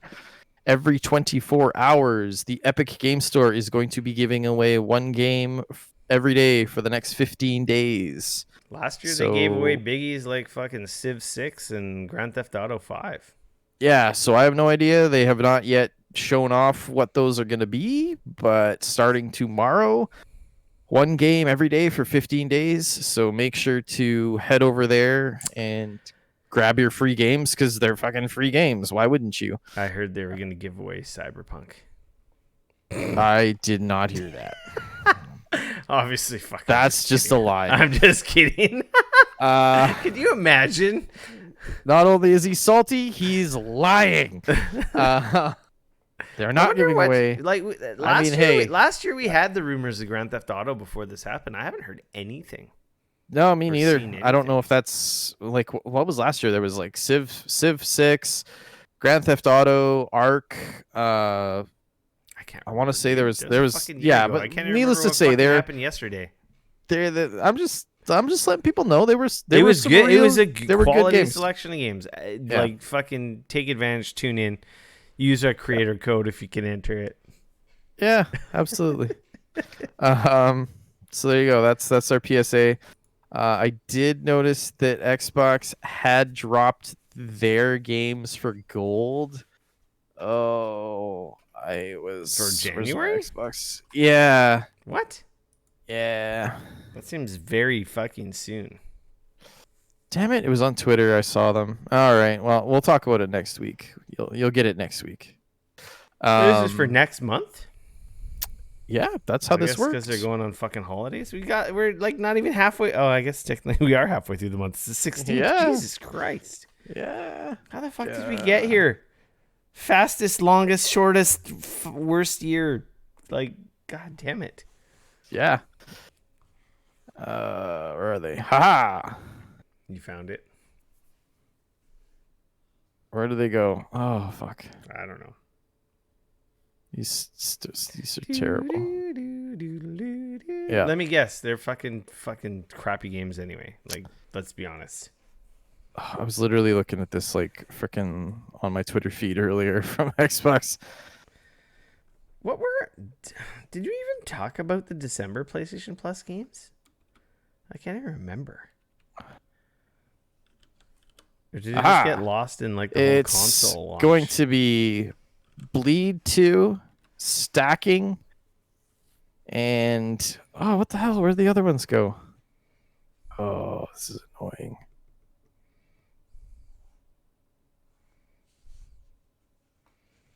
I feel this is frustrating. I feel Anyways, like I think we missed the November or December PlayStation Plus games. No, we talked about them for sure. Did we? Yeah, they're not awesome. We both were talking about how we were sort of surprised because normally the December and the January ones are really good because everybody's got their new shit. That's right. And they're like they're trying to suck people in. Now, and we're like, we were like, really? These are kind of lame for all those people that are. But then we remembered that they have the giant PlayStation collection for all the people that just got like PlayStation 5s. Which they'll have like all of those games. So we were like, no, we did talk about the. Yeah, I'm looking here. December PlayStation. Man, that's how unmemorable they were. Yeah, there you go. Yeah. Okay, forget that. Moving along. Dane, free for all section. Very quickly. Daddy got some new toys. I'm not surprised. Not many new toys. I got my Fire Emblem 30th Anniversary Edition. I posted some photos in the Discord. Sweet. That has got to be one of the nicest collector's editions in a long time. It's really neat. Yeah. It comes with like that replica, like clear plastic, like wannabe NES cartridge, like mock-up. Right. Yeah. A beautiful art book comes with the game. Obviously, the very first Fire Emblem that has never released here. Yep. Let alone been translated for English. I don't think it has been ever. So that was an NES game, I believe. So they made like a mock-up box art, manual, Nintendo Power poster for it, and everything. Right, because it was a Japanese game only. I believe. I'm Yes. 110% positive that it was Japanese only. Yes, it never launched outside of Japan. So before now. If you want to play it, I think it's like $5 on the Switch store. Like digitally, it's like cheap. It's under $10. The collector's edition is $60 or $70 Canadian, and I think $60 American. But it's nice, man. It is a beautiful collector's edition. I don't know that I want to go back and play that game is the problem. I don't really care about collecting that game either, but I love Fire Emblem. I love Fire Emblem amiibos. I love Fire Emblem Fighters on Smash. They're the fucking best. And everyone who hates on Fire Emblem can suck a big fat because Fire Emblem is awesome. They have awesome characters. They have awesome character art, and Fire Emblem is amazing. So fuck all the haters. That deserves a swear word. So I had to buy the collector's edition, and it's very nice. So if you can magically find one, because they're sold out everywhere, so you can't. Right. And you're into that. It's 2020. And you're into Fire Emblem, like maybe try and find one because it's pretty sweet.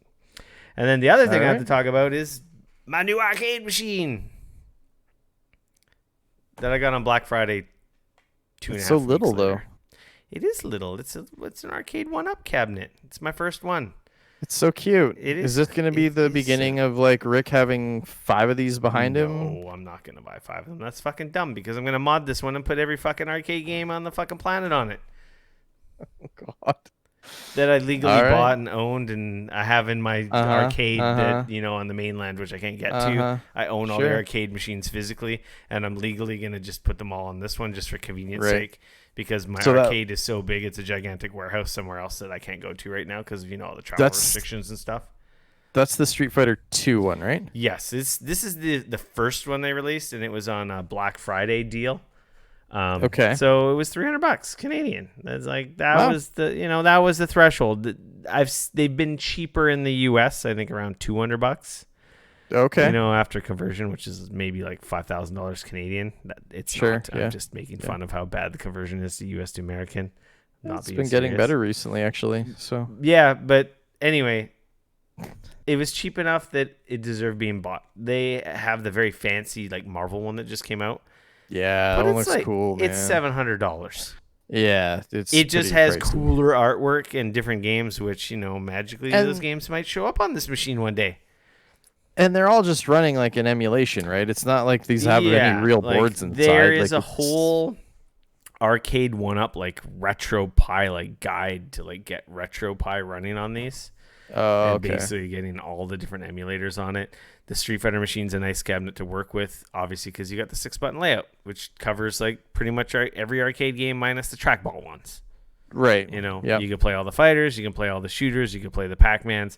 Like they have Pac-Man cabinets, they have the Final Fight cabinets, but those are like 1-button and 2-button setups. Like, so you're gonna put this out in your garage, or like you're gonna leave it down here, or what's your play here? It's gonna stay in the theater here.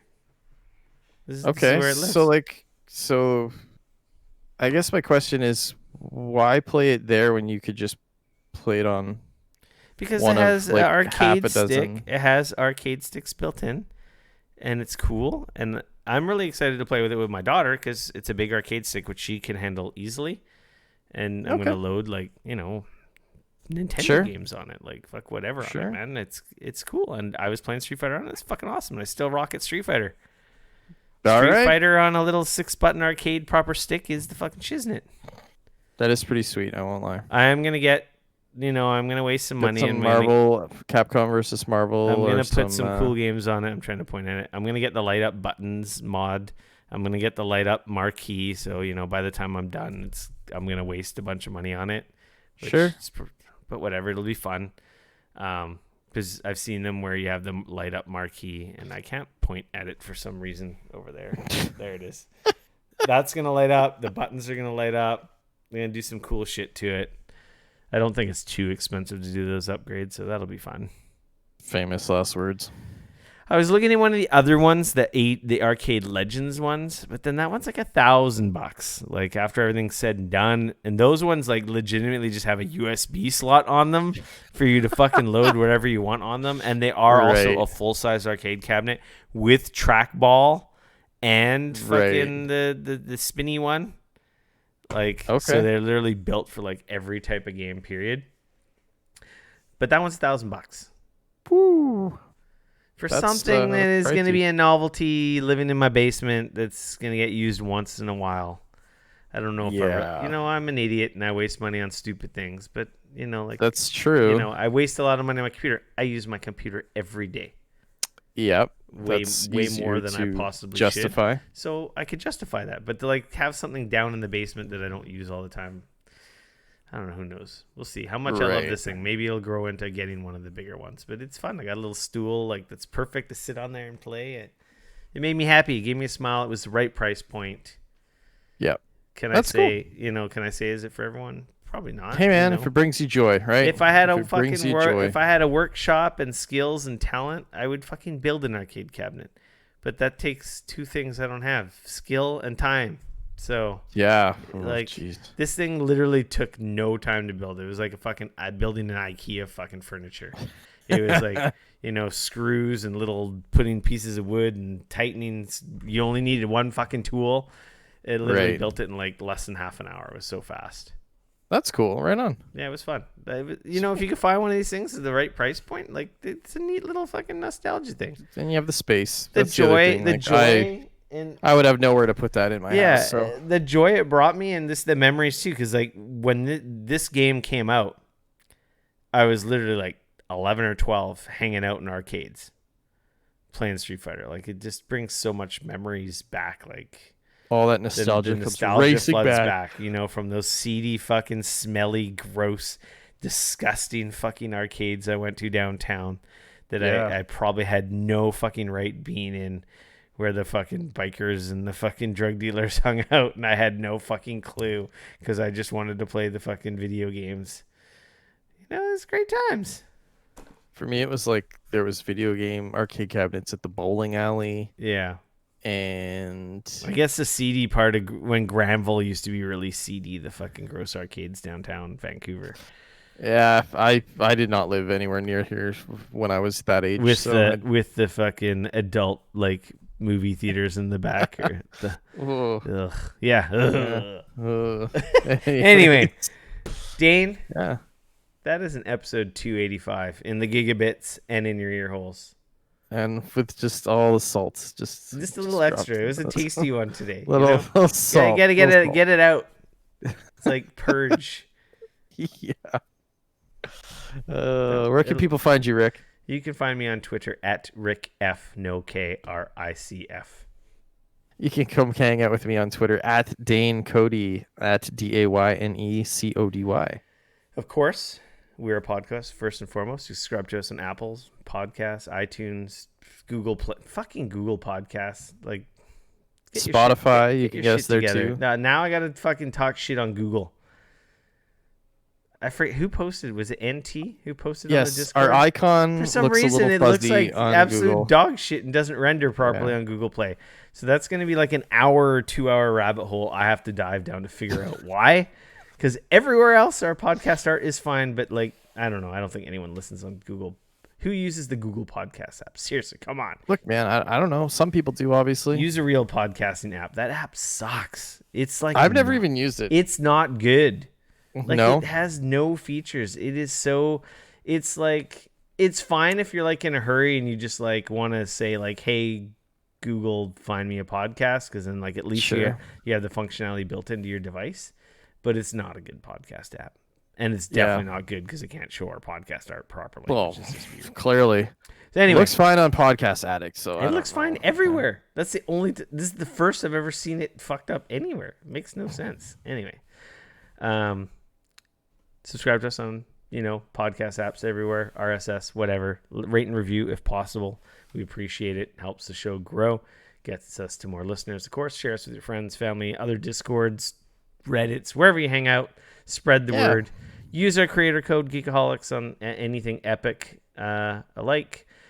Remember to join the contest, Geekoholics.com, for a game of your choice. I'm going to pick a winner for next week's show before Christmas.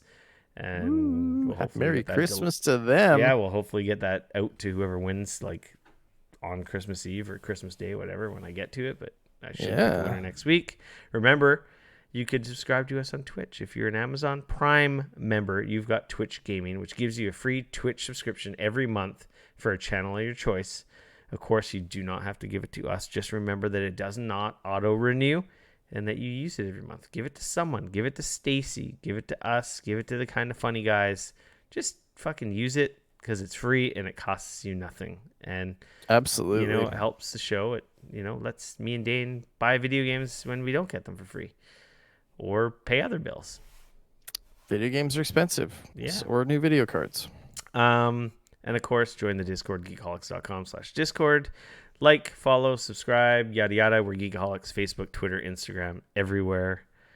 And I think I got it all. Creator code, contest, Discord. That's it. The Twitters, the like and subscribe. And of course, the Twitch every Wednesday, 8:30 p.m. Pacific time, twitch.tv/Geekoholics. Dane? Yeah. I think we're done. It's New Comic Book Day. I got to go read some more Endless Winter. Woo! It was New Comic Book today? Yeah, Wednesday. Oh, duh. I thought I heard Free Comic Book Day, and I'm like, it's not Free Comic Book Day. I said New Comic Book Day. Yeah. Yay. Okay, until next week, we are out. Bye. Peace.